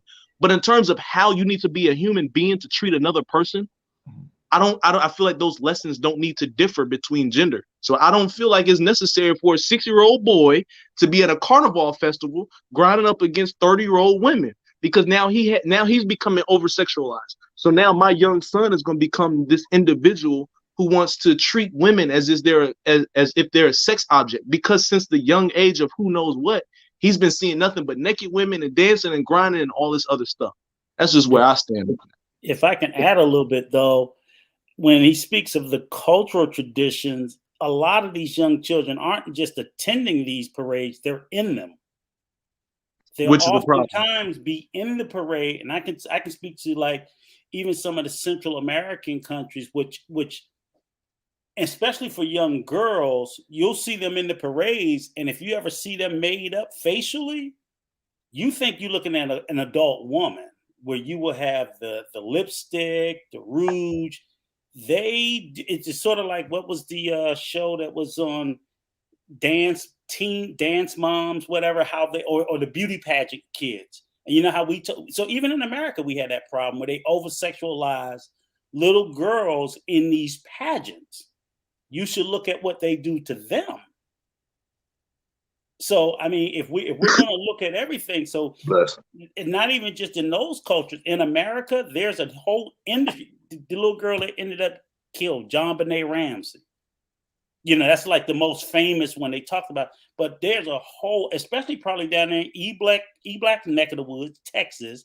That's a huge thing for these little girls as young as 4 and 5 years old in these beauty pageants, and they are overly sexualized. And they be in these pageants all the way up until they're adults. So a female could be overly. Hold up. It's getting spicy here, and the Caribbean people on the stage have not answered my question. We're not talking about twerking because twerking requires distance. We're not talking about traditional African dances that requires distance. I'm talking about that whining, that grinding at a very young age, and they say it's cultural. Explain that to me, please. I'm going to send this to. I'm going to bring up my version of Brother Clarence, Sister Hanifa. I cede my time to her. Where's Hanifa at? I need to understand, because I don't understand. That's a good dodge, Jeff. So right. Listen, Natalie, you're Haitian. They're not as whiny as the other. No, our dances are a bit different. And they're not as whiny. They're not as whiny, but I see a lot of Haitians. They flag. My boule. But we have dances that are like really close. It's kind of like a waltz kind of thing. Compas, exactly, chef. But when it comes to Juve, it's really, bottom line is, it was French settlers that started masquerade balls, and they were like, slaves, you can't be down with this. So slaves decided they wanted to have their own celebrations in their backyards or wherever they could like come together. So they would dance, they would celebrate. When it comes to like the high octane whining and all that stuff in front of children, I'm not in agreement either, because, you know, there's a certain amount of affection that you can show around children before it becomes, to me, X-rated.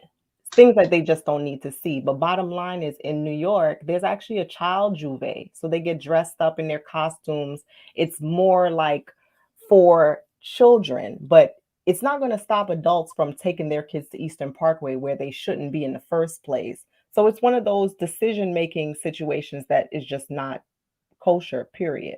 I wouldn't want my kid in front of all that dancing, winding up, but it happens at family functions. So it's like you can't get away from it anyway.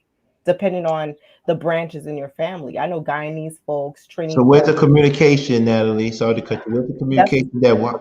How do you tell your daughter or your son? Um, not to wind up. they winding up, so they're gonna ask about sex. I mean, the thing about it, but here's the thing about that though. We have to remember when it comes to, humans, period, and Freud's psychosexual stages, we have 5 of them. So the oral stage is like around birth to a year. So we're sexual beings. And anal stage is like, I think 1 to 3 years old. We I go to skipped that. phallic, huh? I skipped that. Oh God. I never got there. I never got there. But it's more about, man's G spot is close there, but I never got there. oh God. I know there's jalapenos in the chat right now, but the phallic stage is from 3 to 6, and that's erogenous zones, the genitals. But then latent is around 6 to puberty, if I'm getting it right, and that's like libido is pretty much inactive. Kids don't understand what's going on down there, but they're aware of it. And then the last stage is genital stage, which is like puberty till death. At the end of the day, we're sexual beings. It's just how the messages around being sexual are crafted, and if they're healthy, that's what it boils down to. So if it's one of those situations, you're around family members and they're dancing all like winding up and whatnot, you could take your kid away from that. It's just that simple. They don't need to be around it. Yeah, I agree. With the Juve thing, I didn't really like that comparison, because technically, if you understand how Juve started, Juve is actually considered a reenactment. It's a celebration and reenactment of what took place. Just like if you go to any of the states, to Virginia and below, you have those Civil War reenactments where you have people dressed up as the blue and the gray, and they go on the battlefield and they start shooting each other and dropping down and playing like they're dead, and they bring their families around there. Juve is more so a reenactment of a historical event. And what's happened is, yes, you'll see some movement and everything that seems extremely sexual. But in terms of what it actually is, just people going crazy, going crazy in terms of celebration. There's going to be certain moves that look hypersexualized and everything. And then, of course, there's the new modern piece where you're going to see folks just winding up like it's a dance hall. But that's not exactly what it is. It's more so a reenactment, in terms of the craziness. That's the only piece. Yeah, it became debauchery at the end of the day. It's like, right. Think about how Juve and the West Indian Day Parade gets shut down every year because of all the violence. The violence has no place in celebration. I lost 2 friends. Right.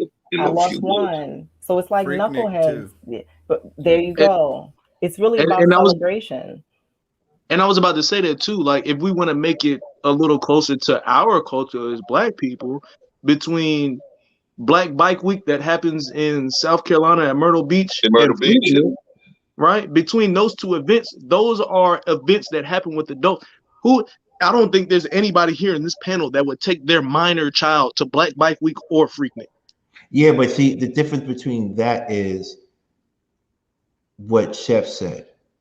There is a historical context behind Carnival, Juve, and the parade in New York City, Brooklyn, and also Caravana in Toronto. Yeah. I don't have to. I'm an honorary Jamaican, Trini, Bajanese, Haitian. But at the end of the day, there's no historical context to the bikers thing. That's fairly new. So that's why, and that the Caribbean thing is, they say it's culture, but I know a lot of Pentecostal SDA, 7 Days Adventists, that don't promote the sexual lifestyle and will condemn their child for being hypersexual or getting pregnant early, but then you're at the parade. So what type of messaging are you teaching the children about being bad children? There's a lot of mixed messages going on, not just with the Caribbean culture. I'm just talking about in general, parents in general. What are the mixed messages that become ingredients to creating a bad child? I mean, I think that ties in that definitely is going to go from how can I say this? Another one. I see a lot of people that have children out of wedlock, but then try to make their children because they became religious. You need to get married. There's mixed messages. I'm sure all of us can remember remember. A bad child. Mixed messages. Sorry, 100 watts. I'm sure all of us can remember a time when we were watching a movie or something of some sort where our parents may have, hey, get up and get out the room, or covered our eyes or something like that, right? Because there was something that was happening that was far beyond that. I'm not gonna say far beyond, but was farther than what you needed to be worried about at the time. Like if you're a 9-year-old kid watching a movie and it's a bunch of sexing and kissing and stuff going on the screen, your parents probably covered your eyes or told you to leave the room, because at that age you're just not there for that. You know what I'm saying? So if we're gonna go back to what I was saying, like Black Bike Week and Freaknik, like we know what those were there for. Children don't need to be involved. So if you communicate, hey, this wasn't for you. You didn't need to witness anything that happened here. However, since you did, let me explain to you what goes on. That's where I think that's where I think the importance needs to come in. You weren't supposed to experience this at all because this was for grown folks. But since you did, let's explain what's going on. That's why I say communication is important. It's also boundaries, though, when you think about it. If you're going to know that a place is not child friendly, you don't want them in that environment. I get that doorbell. You don't want a child in that environment. So it becomes a situation, more communication when you're speaking to the child and saying, well, you can't be here, or I know you've experienced this, you can't experience this again, or the reason why, or bottom line is just tell them they can't go until it's a situation where they're making those decisions to be out on their own. You know, I know at one point my mom said, you can't go to Juve. I hit a certain age, I went. Just like if I wanted to go to the parade, at a certain point, we weren't supposed to go unless there was like an adult there close enough to our age. But once it was time to go on our own, we just did what we had to do. So when the time came where you wanted to go, but your mother felt like it wasn't time for you to go, was it just because I said so, or was there like an explanation like, hey, this is just not your age bracket yet? My parents Caribbean, it was because they said so. It was a different situation. You know what I mean? I go back to what E Black said around not necessarily being progressive. It's a lot about having structure and telling your kids there's certain things that you shouldn't do. I just happen to be lucky to have a grandmother in my household that basically gave me a lot of structure, a lot of lessons that let me know there's a certain way that you behave. And I use the word behave intentionally. You're not supposed to be out here wilding out. So even if there's certain things you want to do, you're going to have a moral compass that's going to tell you, maybe I should think about this twice, that kind of thing.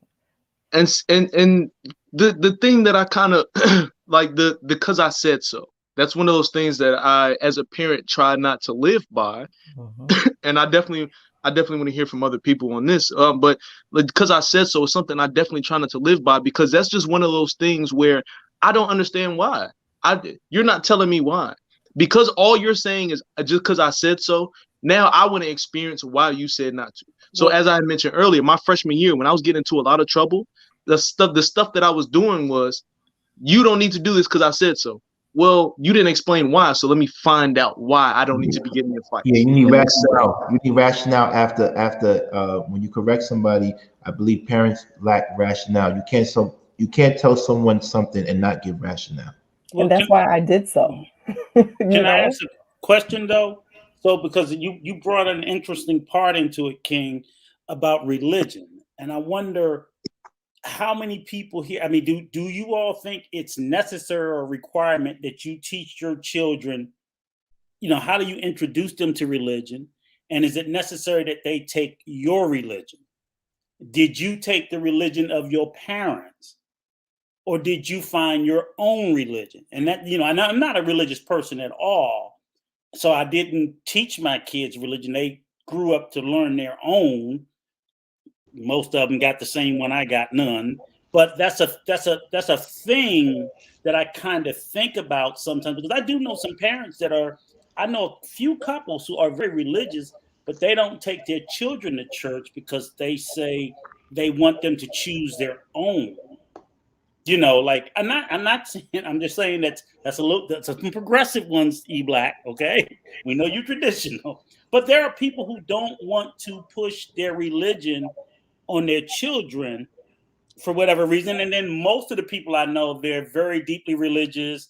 The kids got to go, but then when the kids grow up, they branch out and choose their own religion anyway. So you can indoctrinate your children into your religion, and they can still choose to become. The country is skewing towards non-religious anyway. Even people who are brought up with religious upbringing, they're finding that the numbers are skewing with fewer and fewer people, and that's just the facts. So you can indoctrinate them all you want. They'll either choose to be a different one or none at all. And that's what I was wondering. It's because to me, it's in the same line with what we're discussing here. It's like, as 100 Watts said, if you're not giving me a reason why, but you just dragging me to church every day, and I'm not saying you're not giving me a reason, but a reason that I'm not understanding, or I'm not accepting, or I'm not feeling. How do we approach that with our children? Anybody? Oh God, that's tough. You know, I would almost say, you know, I've just been, like I said, I've always said, live in your purpose, follow what God's put you on this earth for. So just, you know, sometimes you just have to have principle, and you have to understand that what you're doing is helping the future of your community and your children. So that's kind of the way I approach it. Is just, you know, like I don't think I've ever got a grasp on life, but I think I'm handling it as good as I can, and I think I'm doing as best as I can for my children.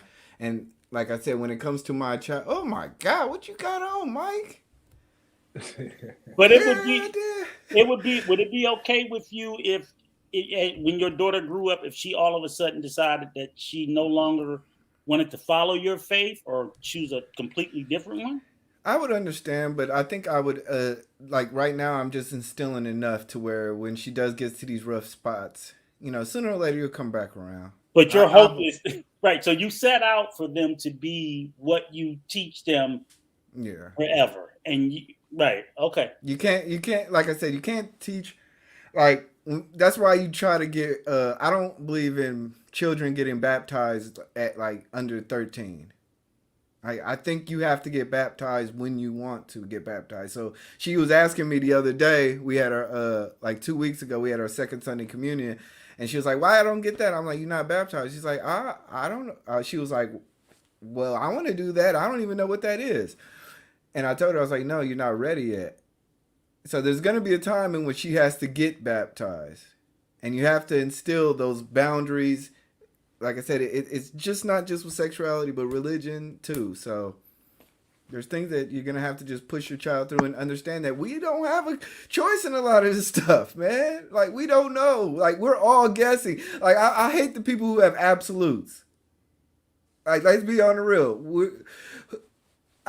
We don't have absolutes in life. I think there are certain things that average and help us out, but for the most part, we're pretty much guessing at what's going to stick on the wall, because other than economic gain, there's nothing to guarantee a good moral person. If I said that right. Can I ask a question, kind of backtracking just a little bit? Yeah, go ahead. How many of us that are parents have actually had a conversation with our children about sex? Like, is that something that's like scary? Like, is that something that's like scary to have with your children? Are you kind of like, because that and as probably one of the youngest, if not the youngest person here in the panel, that's one of the things that I talk to a lot of people about in my age range. For the record, I am 29. A lot of people in my age range, when it comes to them being parents, having the actually having the conversation about sex, right? Because King asked earlier about sexuality. So even at its simplest level, and just having an interaction about birds and bees, talk about birds and bees, is that something that's abnormal, uncomfortable? Like, how do we go about that? I think the kids get ready for the conversation. For me, my kids got ready for it before I was ready to have it. And by the time I got ready to have it, it was too late. You know, so that tends to be the problem a lot, because especially if, as a father with a daughter, I wanted to believe my daughter was going to be a virgin till she was 50. She obviously had different, you know, because it's hard for a father to want to believe. It's just hard. And by the time, you know, I thought about having that conversation with it, it was just too late. My sons, it was, you know, by the time I thought, okay, I'm going to talk to them, you know, and the same thing for my mother. By the time she got ready to tell me, I was like, yeah, Mom, no, I'm good. You know, just like, because, you know, I was in them streets and my boys got in them streets too. So that's what I think most parents, if you can see it before it happens, great. You on top of it. Well, I lost my virginity at 37 years old. And I'm fucking lying. Yeah, I guess. Wait. Yeah, Michael was like, damn, that's He good. was trying to get up That, there that's praising what's up. everything. Michael was like, that's what's up, bro. That's why you wrote the book. Right. Yeah, that's what I was like. He Hold lost- on, we got a whole book about He me. lost his virginity. Seriously, I never really had the conversation with my pops. It was basically, you know how he really said, you know how you have kids, right? I said, yeah. He said, good. That was the conversation, straight up. Right. But you were already active by then, though, right? No, I wasn't. I actually lost my virginity really late. I lost it compared to a Brooklyn dude from the hood. I lost my virginity at 18. Oh yeah, that's late. Yeah, damn. Thanks, Rico. Damn, Rico. Damn, Rico. Yeah, Rico. We gonna get to you. I lost it late. Oh, freaky Rico. I caught up too because I always thought, like, you know, I wanted to have sex with somebody I was gonna marry or get a love, but I lost it real late. I caught up though. You know what I'm saying? But I lost. They comparison to my friends, if they were telling the truth, because sometimes they be lying. I lost my. I had my first, you know, vaginal sex at 18. So that's it. But I, you know, it wasn't promoted like that. It was like I did, you know, that sexuality or stuff wasn't promoted in my house like that. That's something. It was like I feel like we were Amish. You only had sex when you want to have kids. So if there would have been some kind of education or knowledge around losing virginity and something like that, would you have done it differently than you did? No, but I would have felt a little bit more comfortable in regards to the way I went about things. Because I never even went on dates like that until college. You feel me? So I was a late bloomer in regards to stuff like that. I always had girlfriends, always kissed in the staircases in high school and stuff like that. But I never, or go 8th grade, my first kiss. I remember my eyes were closed. I didn't hear anything. I was just shocked. I was kissing a girl. So I did stuff like that, but I was innocent like that. I didn't become a savage until I got to college, and then I realized I was the man.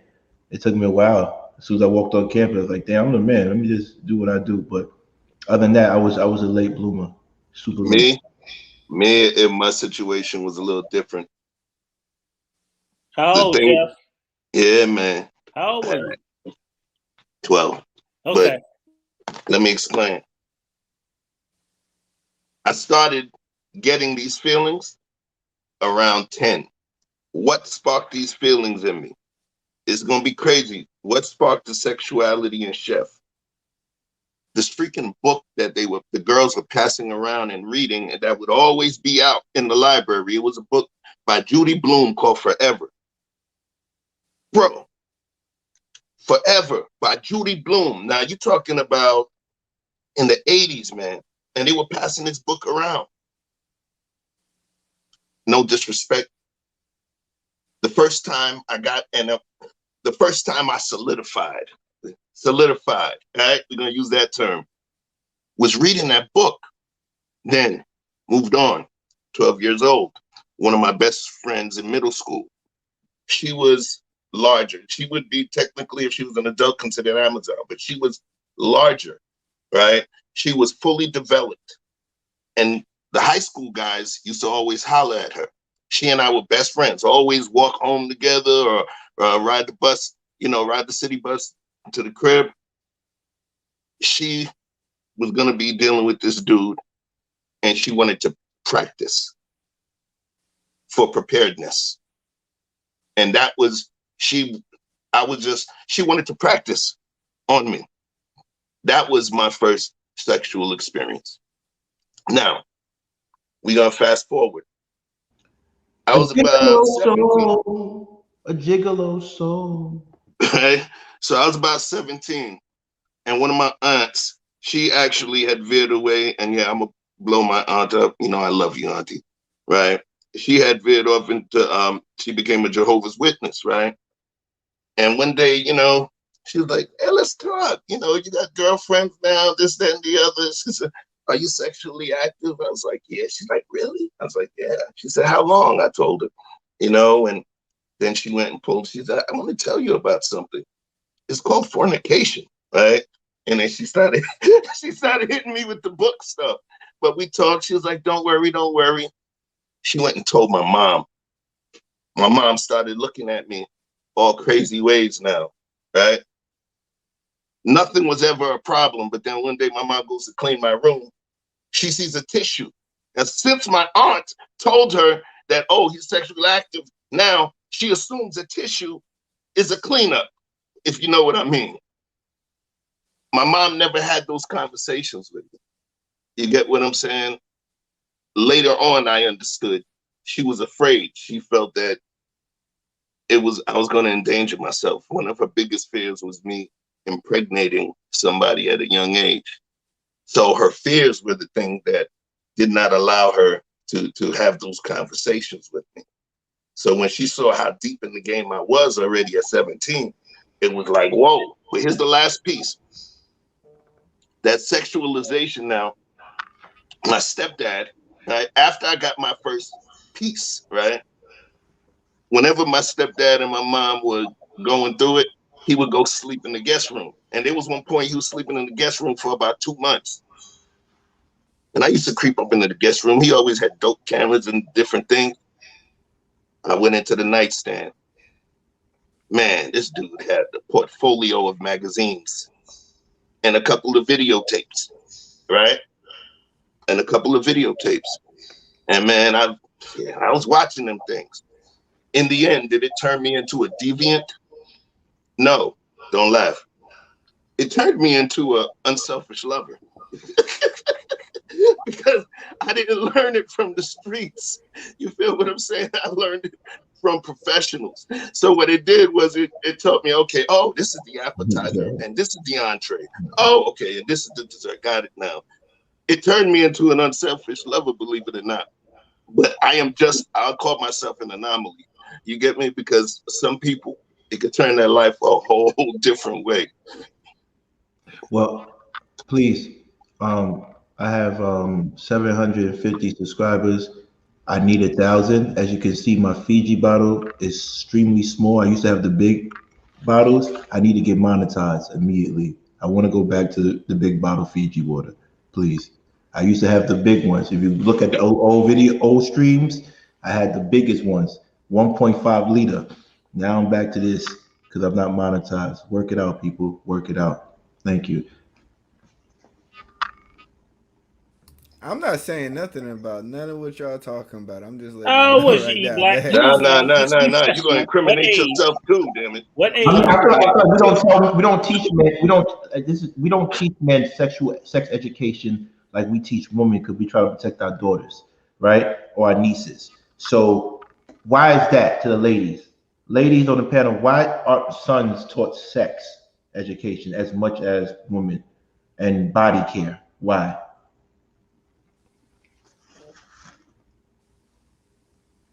Repeat the last part. You said and body care. What did Yeah, you? body hygiene, body care. Women have to learn that because of menstrual cycle and everything. But men, we don't have to go through all that. So we don't really tell us, okay, we don't say, yeah, y'all say protect the womb. No one ever told us to protect the penis. Well, I definitely teach my boys to be extremely good with their hygiene, just like I teach my daughter. But I don't know. I left it up to their dad, the boys, to talk to them. You know, my youngest, again, he's only 13. So I'm looking at his daddy like, have you had that talk with him? And he's just like, yeah. So for me, it's just like, you can get STDs and you can get a girl pregnant. Be selective about the type of girls that you choose to date. I'm pretty open and honest when it comes to that. My daughter, I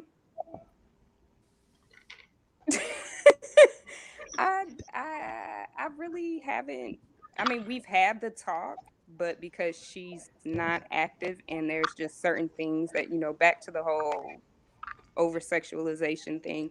There's just certain things how I was raised that we don't do, and we carry ourselves a certain way so my kids are not exposed to, and I set that example. So I definitely let her know, carry yourself like a lady at all times. Don't be out here, and she's got brothers, so my oldest definitely lets it be known more than her dad, because he's her dad is just like, she's a good girl, I ain't worried about her. But her brother, because he's not so far removed from this generation, he's like, look, when I was in the 8th grade, ninth, 10th grade, these girls was out here doing XYZ.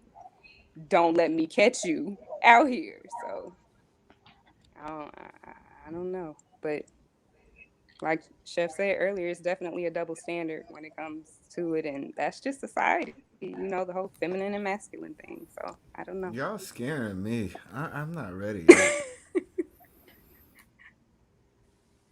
I mean, E Black, I think you have to be intentional because I could imagine that you're a great dad. So that's going to be number one. Conversations like this is really important. These are important. But when it comes to like having a conversation with your boys, it's really important simply because oftentimes they don't realize they should be respecting themselves too. We put so much onus on the girls to say, make sure he covers up or make sure he's clean. Guys have to do the same because there are some girls out here that might be messing with how many different men, older men, younger men who are like in the streets or they're carrying things. They're not asking the questions. And that poor young man will be part of that mess. So I think it's important for us to have conversations with boys, especially when there are instances where they don't recognize how important it is to protect their bodies. And on top of that, when it comes to hygiene, if your son is playing sports, he's going to know he stinks. Or if you're picking up his clothes when it's time to launder them, you're going to know that there's a stench with that. So that's actually an opportunity to teach him how to make sure he's keeping himself together. So there's always opportunity to have conversations with boys, and it should be about respecting your body like a temple. I'm sorry. I'm laughing at the comments, but can I let me ask y'all this? Since we're talking about children's sexuality, right? One, two, When three, kid.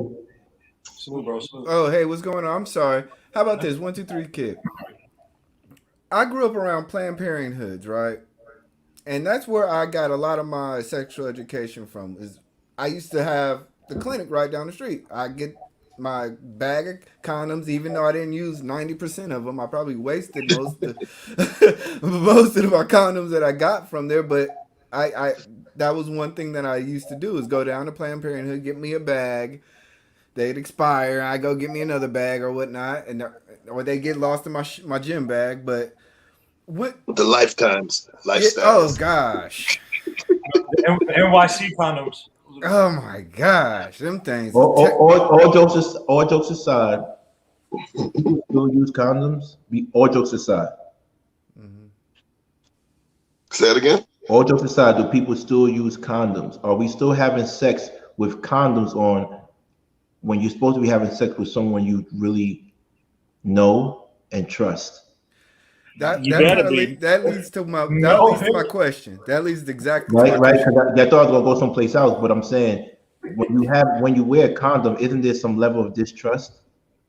No, No. I just don't Okay. want to have The kids. protection. It's Yeah. being So intentional. so so my question, 1, 2, 3, kid is, when do you when do you take your children to Planned Parenthood, or do you ever take it to them? Oh, I don't have children, so I'm just here to listen to. I wanted to say something about the female thing, but I'll wait because you guys are talking about why is it different. What female thing? What female thing? You guys are talking about why is it different between a woman and a male when it comes to like sex. And I'm not a parent, so I'm not speaking from that perspective. But I just feel like sex touches a woman a lot more emotionally than it does a man. You know what I mean? Like, do you really believe that? Because I heard some women now that say, no, I just want to have sex with them. I don't really care. I think women are more sexually liberated than men think. Every time you have sex with a woman, if you having sex raw, you leave a part of your DNA in them. You know what I mean? I'm not saying that as to be gruesome or inappropriate. You know what I mean? I just feel like even those women that say, "Oh, I just want sex," King, all you guys know how many times you've been with a woman is like, "Oh yeah, I want sex," and not to be, disrespectful, if it is good, it slowly becomes into her trying to kind of get you into that relationship, trying to expand with you. That happens a lot. So even when women say that, they're not like men, because sex means nothing to us. It's our time, right? Versus with a woman, I think that it's more so sex is more important, but their time is like whatever. So they could go around, oh, I want to hang out. They have their little time holes or whatever. Guys, oh, he takes me here, he drives me here, blah, blah. But for a man, like our sex is our time. Like we don't like to be around people we don't really F with. You know what I mean? Like that's sacred to us. So that's why I was saying, like, with women, I just think that it touches them a lot more emotionally. Even growing up in high school, a lot of girls are like, oh, she's excuse my language again, promiscuous. Let me say that. And you come to find out she got touched funny. Something happened to her where, she got molested, blah, blah, blah, blah. And that's why she's so sexually and I would say promiscuous. That's not, mentally she's messed up. So I'm not putting the onus on her. You know what I mean? So I just feel like with them, versus I know a lot of guys, and I'm not saying guys don't get affected by molestation, but I know guys like, yo, yeah, my sister's friend, blah, blah, she touched me, blah, blah. I'm like, and you talk about like, he's like, nah, I'm not messed up. I wanted that. I was horny as hell. I wanted that too. But let me ask you a question. So you saying guys don't get feelings? No, they do. And also, so you guys in the room, have you ever had sex when you were younger, during the child development 0 to 17 or 21, with a girl that just wanted to have sex with you? Clearly, yes. Look at Chef. Chef said 12 years old. A girl she didn't have no emotions. It was practice. She wanted to practice, literally. If I didn't know, but wait, here's a crazy piece though, because I'm thinking about myself and I'm thought about sexual escapades after that, right? All the way up to 19. It was different. The way that she proposed it, literally, it took any emotion out. She was my friend, and there was a dude, he was 16, and she wanted to practice, and it was like, all right, cool. And I mean, shit, I was a willing guinea pig at that time, no question. The thing is, though, later on, there was, with somebody else, yeah, I got emotional. Hell yeah. But as crazy as it is, it wasn't a negative thing, man. You know what I'm saying? Like, we would prefer our kids to experience certain things at a later age in life. Me, I would prefer my daughters to experience things at a later age in life. But for me, maybe I was a little different. It was, I think I felt it like the way girls felt it. You know what I mean? I felt this shit was beautiful. It was like, whoa, it was wow. And I got no problem admitting that. It was like, whoa, it was a paradigm shift for real. You could see that there was a difference from that 12-year-old experience to the 16, 17-year-old experience. You can tell that I was a changed person after I had the real thing that wasn't practice. There was a difference to it, man. There's the difference, yo. I think I'm being a little too honest. I'm not laughing at you, Chef. A lot of got touched by older women. We're not talking about this. And I was gonna say, like Chef said, he was at 12. I lost mine at 14. And I'll be honest with you, I lost mine to a friend of mine's sister named Peaches. Damn. I wasn't the Oh, first person that day. Peaches. I mean, here's the truth, though.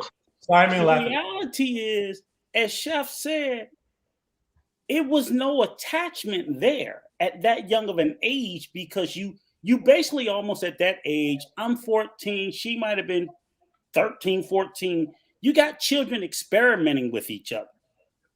So there is no emotional connection. We're experimenting with each other. That's for one, okay? That's a good point, Rico. Yes. That's a good point, because I remember when I was teaching in school years ago, before I realized women love money, as I was teaching in that school, there was an incident with a child touch another child, and they would say they coughed it up to they were experimenting. Children they were discovering. Yes. That's crazy. If that was my daughter, I'd be like, no, you're gonna be discovering a dead body if that was my daughter. But that's what you're discovering. But children, we have to understand, children do that all the time at even earlier ages. Okay, so that's that. Now I'm saying going into adulthood, if you never had, and I remember having I think we had the conversation previously, and I said, a sexually liberated woman is just that, a sexually liberated woman. She's not of a, derogatory term, because the bottom line is, I've had a number of women that I have had intimacy with, and that's all they wanted me for. Absolutely nothing else. When I was done, get the fuck out. Damn, you can go. They exist. That's and if fact. you live in this bubble where you don't think they exist, women do have intimacy for pleasure for the same reason that men do. And we got to get out of this mindset. Right. I'm thinking there were times where I thought, oh, I tore that up. They was like, yeah, you was good for tonight. You got to go. Somebody better coming tomorrow. You just ain't that good. If you don't think women enjoy sex just as men, you're crazy. and can detach themselves, then you're one of those men that think that your woman won't cheat on you. And you think too much of yourself. And still, your woman could cheat on you and still love you. And this is why I don't date Jamaican girls. Jamaican women could love you, they could cook for you, they could clean for you, and still cheat on you. You would never know. And what you got to be careful about, you cannot think any less of them, because these women are in every socioeconomic status. They're not all, down here at the bottom. Some are at the top. Some of the richest, most successful women in the world, they got everything else. So all they want is the pool boy, the cabana boy. You come, you do what you got to do, and you got to go. They're that powerful. So we and I don't think women realize that until, sorry to cut you over. They don't realize that until they play this game like, okay, 20s, fun, 30s, I gotta get married. But then when they hit 40s and they don't have to have kids anymore, watch how loose they get. Right. And I just want to say this last thing. I'll come right back to you. 1, 2, 3. E Black. Let me kill you, okay? You got a beautiful baby girl. You're gonna teach her right. You do not need to take her to Planned Parenthood. You are her father. She has a mother. You take her to her doctor. Y'all have the conversation. You're her Planned Parenthood. I'm sorry. Sometimes you gotta get the goodie bag, though. I'm sorry. The goodie bag. You gotta get the goodie bag. Hold on. Let's get back to this. Marcel had a good point. Cunnilingus and fellatio is happening in grade schools, and these kids don't think it's sex because no one is talking to them. What? Well, can I say something real quick to that? You actually do have it. And you guys were talking before. I just couldn't come on. Y'all got to be careful who these teachers are, because every other day someone's getting locked. There was an Asian teacher just got locked up for teaching. Was it first graders, second graders about fellatio, about all that? So they are getting it. All the impetus, all the influences they get around from TV, all that stuff, it's teaching them adult things, and they don't have adult minds. And then you have a lot of these so-called experimental teachers coming out talking about, hey, my two fathers, my two minds. I'm not against the rainbow. I'm not saying that, but you have people who are trying to introduce sexual things to kids when they don't need to be taught that. Even your cartoons. There's a cartoon. even growing up, I didn't even real. This is how crazy the messages are. If you watch things like what is this stupid show? Ren and Stimpy. Ren and Stimpy. Bro, Yeah. I said, holy! I just thought it was funny, and I'm like, it never like got into my mind like, yo, they talking about like almost every episode is something wild, crazy, sexual. I'm not talking about a mother and a father kiss. I'm talking about, yo, this is almost pornographic what they're talking about. So they're trying. Look, to me, I'm not trying to be a conspiracy theorist, but I've seen the stuff. I've seen the Desmond is amazing type of stuff. All that craziness they put out there. They want your kids to be, to so-called grow up so they could be doing certain things to your kids. So, but 1, 2, 3. Let me just point this out to you. I'm not sure your age. I'm 57. That deviance, as like I said, has been around forever. To include in cartoons we watched were sexualized. They just had hidden messages. So, have you ever heard of Betty Boop? Oh, of course. Okay. Curly hair. Very highly sexualized cartoon from the 30s. So again, I get what's going on today. We just can't get lost on thinking that this stuff is different. You got the internet, but this stuff has been around for a long time. The deviancy that I experienced in grade, not me directly, but I saw in experiences and in the neighborhood and so on and so forth, it's been around for a while, for a very long time. And kids, as you said, are someone posted in the chat, they say as long as there's no vaginal penetration, they don't consider it sex. But like you said, they do oral things and other things that even to behind, and they'll be like, I'm still a virgin. I'm like, how are you still a virgin? But they rationalize it. So OG, let me ask you this though.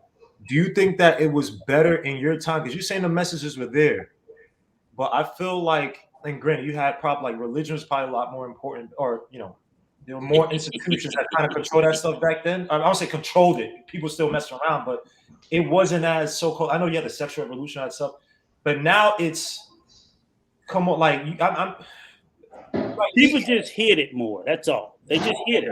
All right, fair enough. They did it, but they just hit it.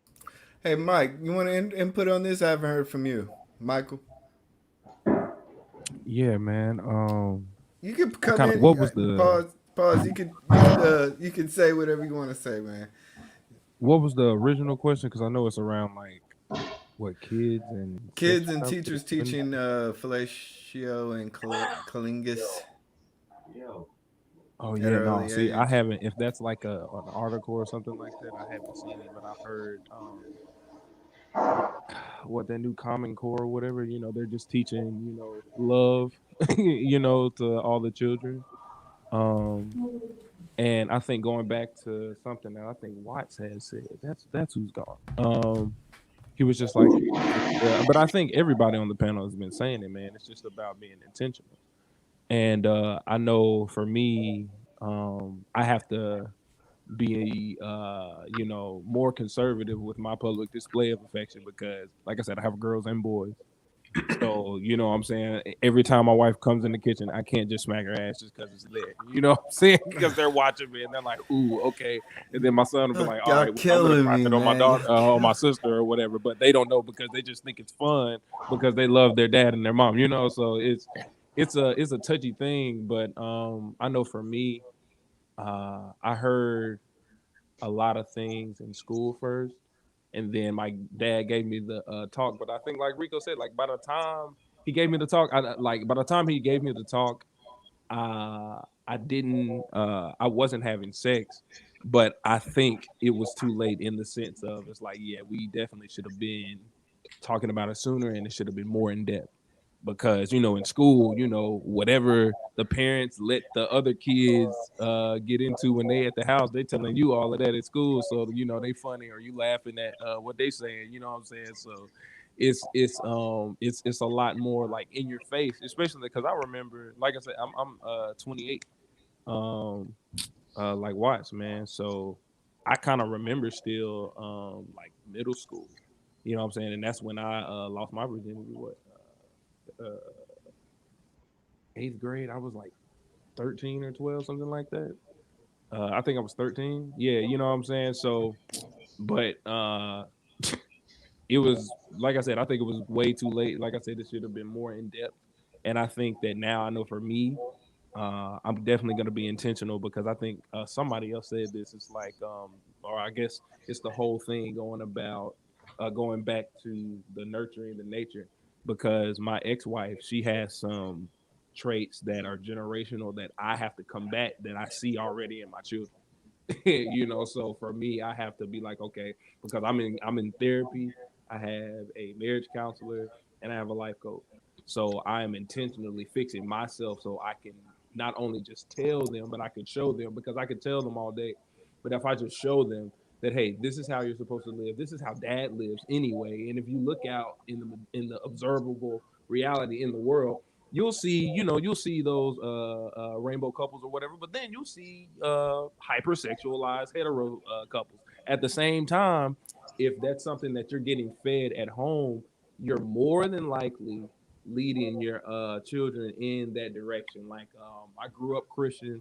I'm not anymore. At the same time, I can keep the meat spit out the bone. So there's some things that I like about it or whatever.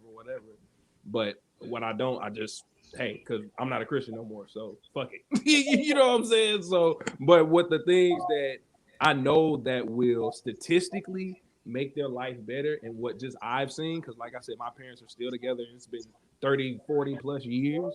You know what I'm saying? I can take what I've seen from my parents, the good and the bad, and be like, oh, okay, here's how I can tweak this and nurture this versus the nature that I know that the other side of her family and my family bring that I deem negative. Yeah, man. I just think, like I said, I think from what I'm hearing from everybody else is just set good standards based on your family. There's a lot of stuff that culturally America has put into our system that they kind of want to lead us along, but then they also don't want to take care of us. They want to tell us to have sex, but then at the same have sexual liberation, but at the same time don't have abortions. But then at the same time you don't want to have food stamps. And it's like it's just they almost contradict themselves. A lot American society can almost contradict itself in a lot of places and a lot of facets. So And when Can I ask you you, can I ask you a question? Michael, yeah, let's get one more comment because it's time to wrap it up. It's like 11:43. Time to wrap it up. Hopefully, Michael, you come back and you can do a whole show with us. oh yeah, Oh yeah. most definitely, man. Yeah. So 1, 2, 3, kid, wrap it up. Tell me what you're going to talk about, and then we're just going to give everybody's handle, and then we're going to wrap it up tomorrow. We might have a killer show for y'all. A killer show. Ah, What man. you mean, Mike?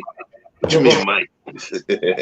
Yo, thanks for having me on, man. I like mess with you guys. Yo, everybody, please go subscribe to my guy, Chef. I'm gonna butcher this. Chef Supino's page on YouTube, man. Everybody got a page on here. Looks like Mike was an artist, man. He got the drum set in the back, so I don't know what he has, but everybody, please like, subscribe to the channel, man. E Black King, Jay Davila, Natalie, Rico, Mozo, the OG, man. If they have channels, please remember to subscribe to them, support this channel, man, and keep doing your thing, King. My dude. Thank you, man.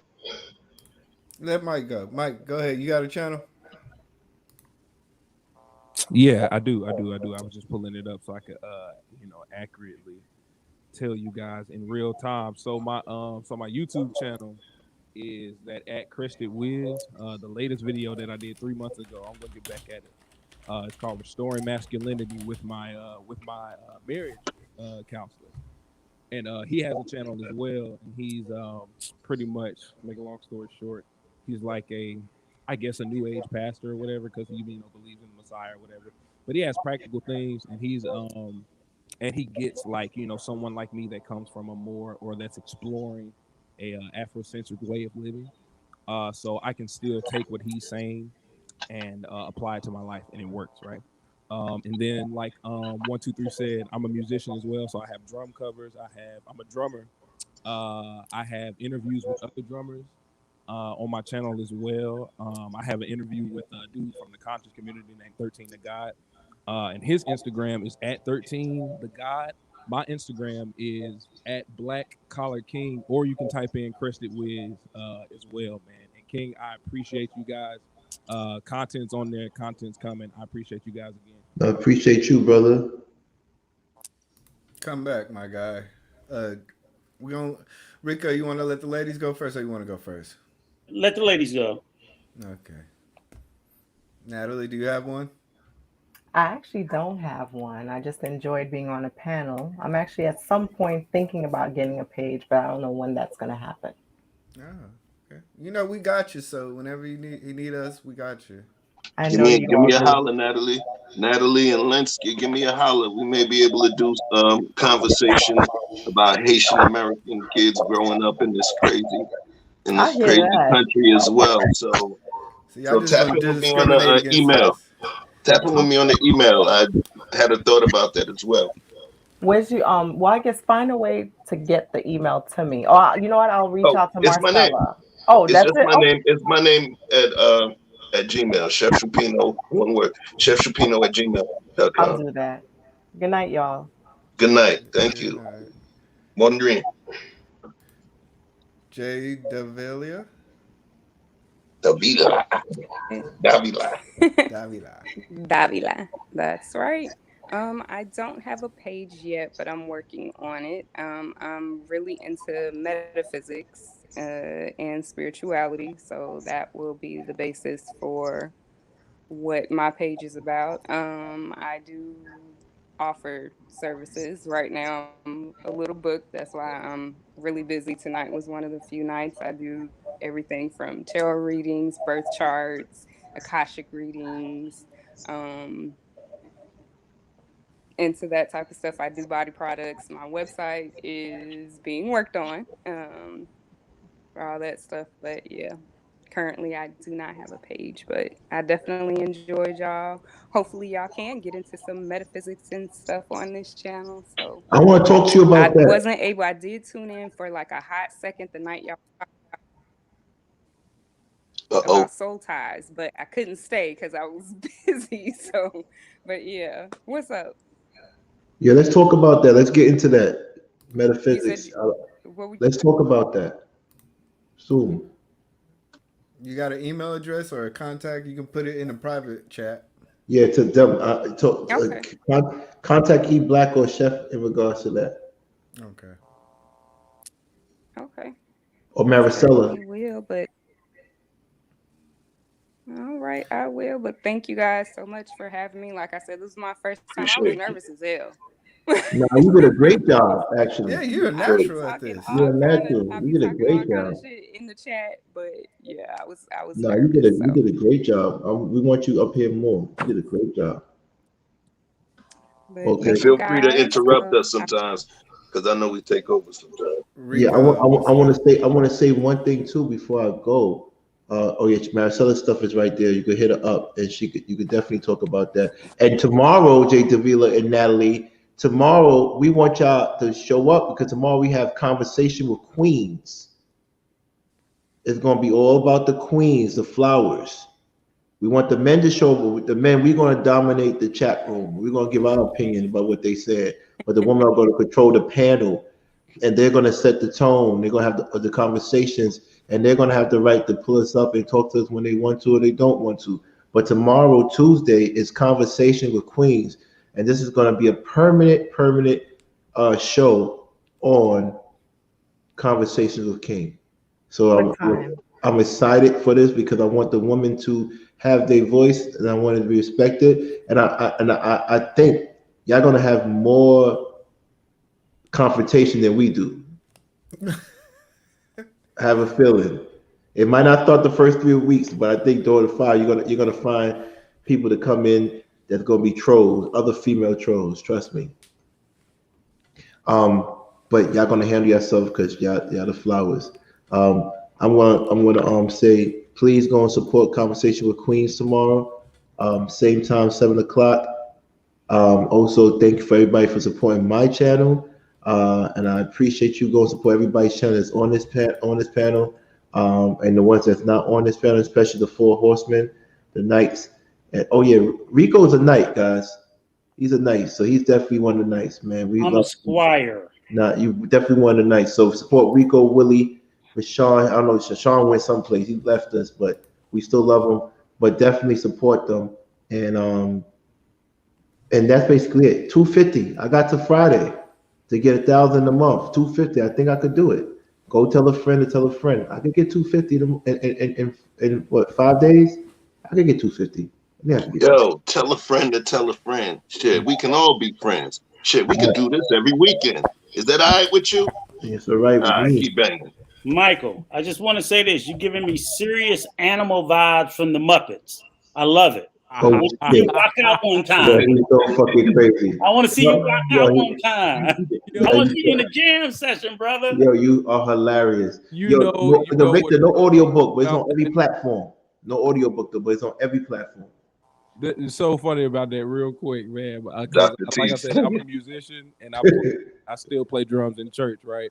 And one of the churches that I play with, that's literally the nickname that the guy gave me was Animal from Muppets, man. So that is hilarious and accurate. Yes, I love it. All right. Well, if you didn't know already, I'm E Black from E Black TV. Follow me on YouTube, Instagram. I enjoy the conversation, and I hope to see you guys tomorrow with Queens Conversations with Queens. So let's get it. About to be lit.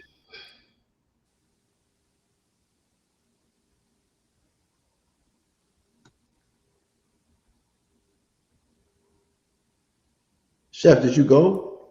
Chef, I'm here. Did you go? Oh, did I go? Damn. You know, look, Yeah, that's what I'm I'm sitting saying. here. Watch this. I'm sitting here looking at. Look, I'm sitting here looking at the thing. I thought, what you call it, 1, 2, 3 kid. He sent the shout out for me, so I forgot. Yo, it's your boy Chef Shupino. Hit me at IG, Chef Shupino. One word. Hit me on YouTube. Go subscribe. Hit the button. It's Chef Space Shupino, and you'll see all my info on there. All right. Pardon me. Yeah, and my correction is not 7 o'clock. It's at 9 o'clock tomorrow. 9 o'clock tomorrow. Please show up. 9 o'clock. Conversation with Queens. All right. Take care, everybody.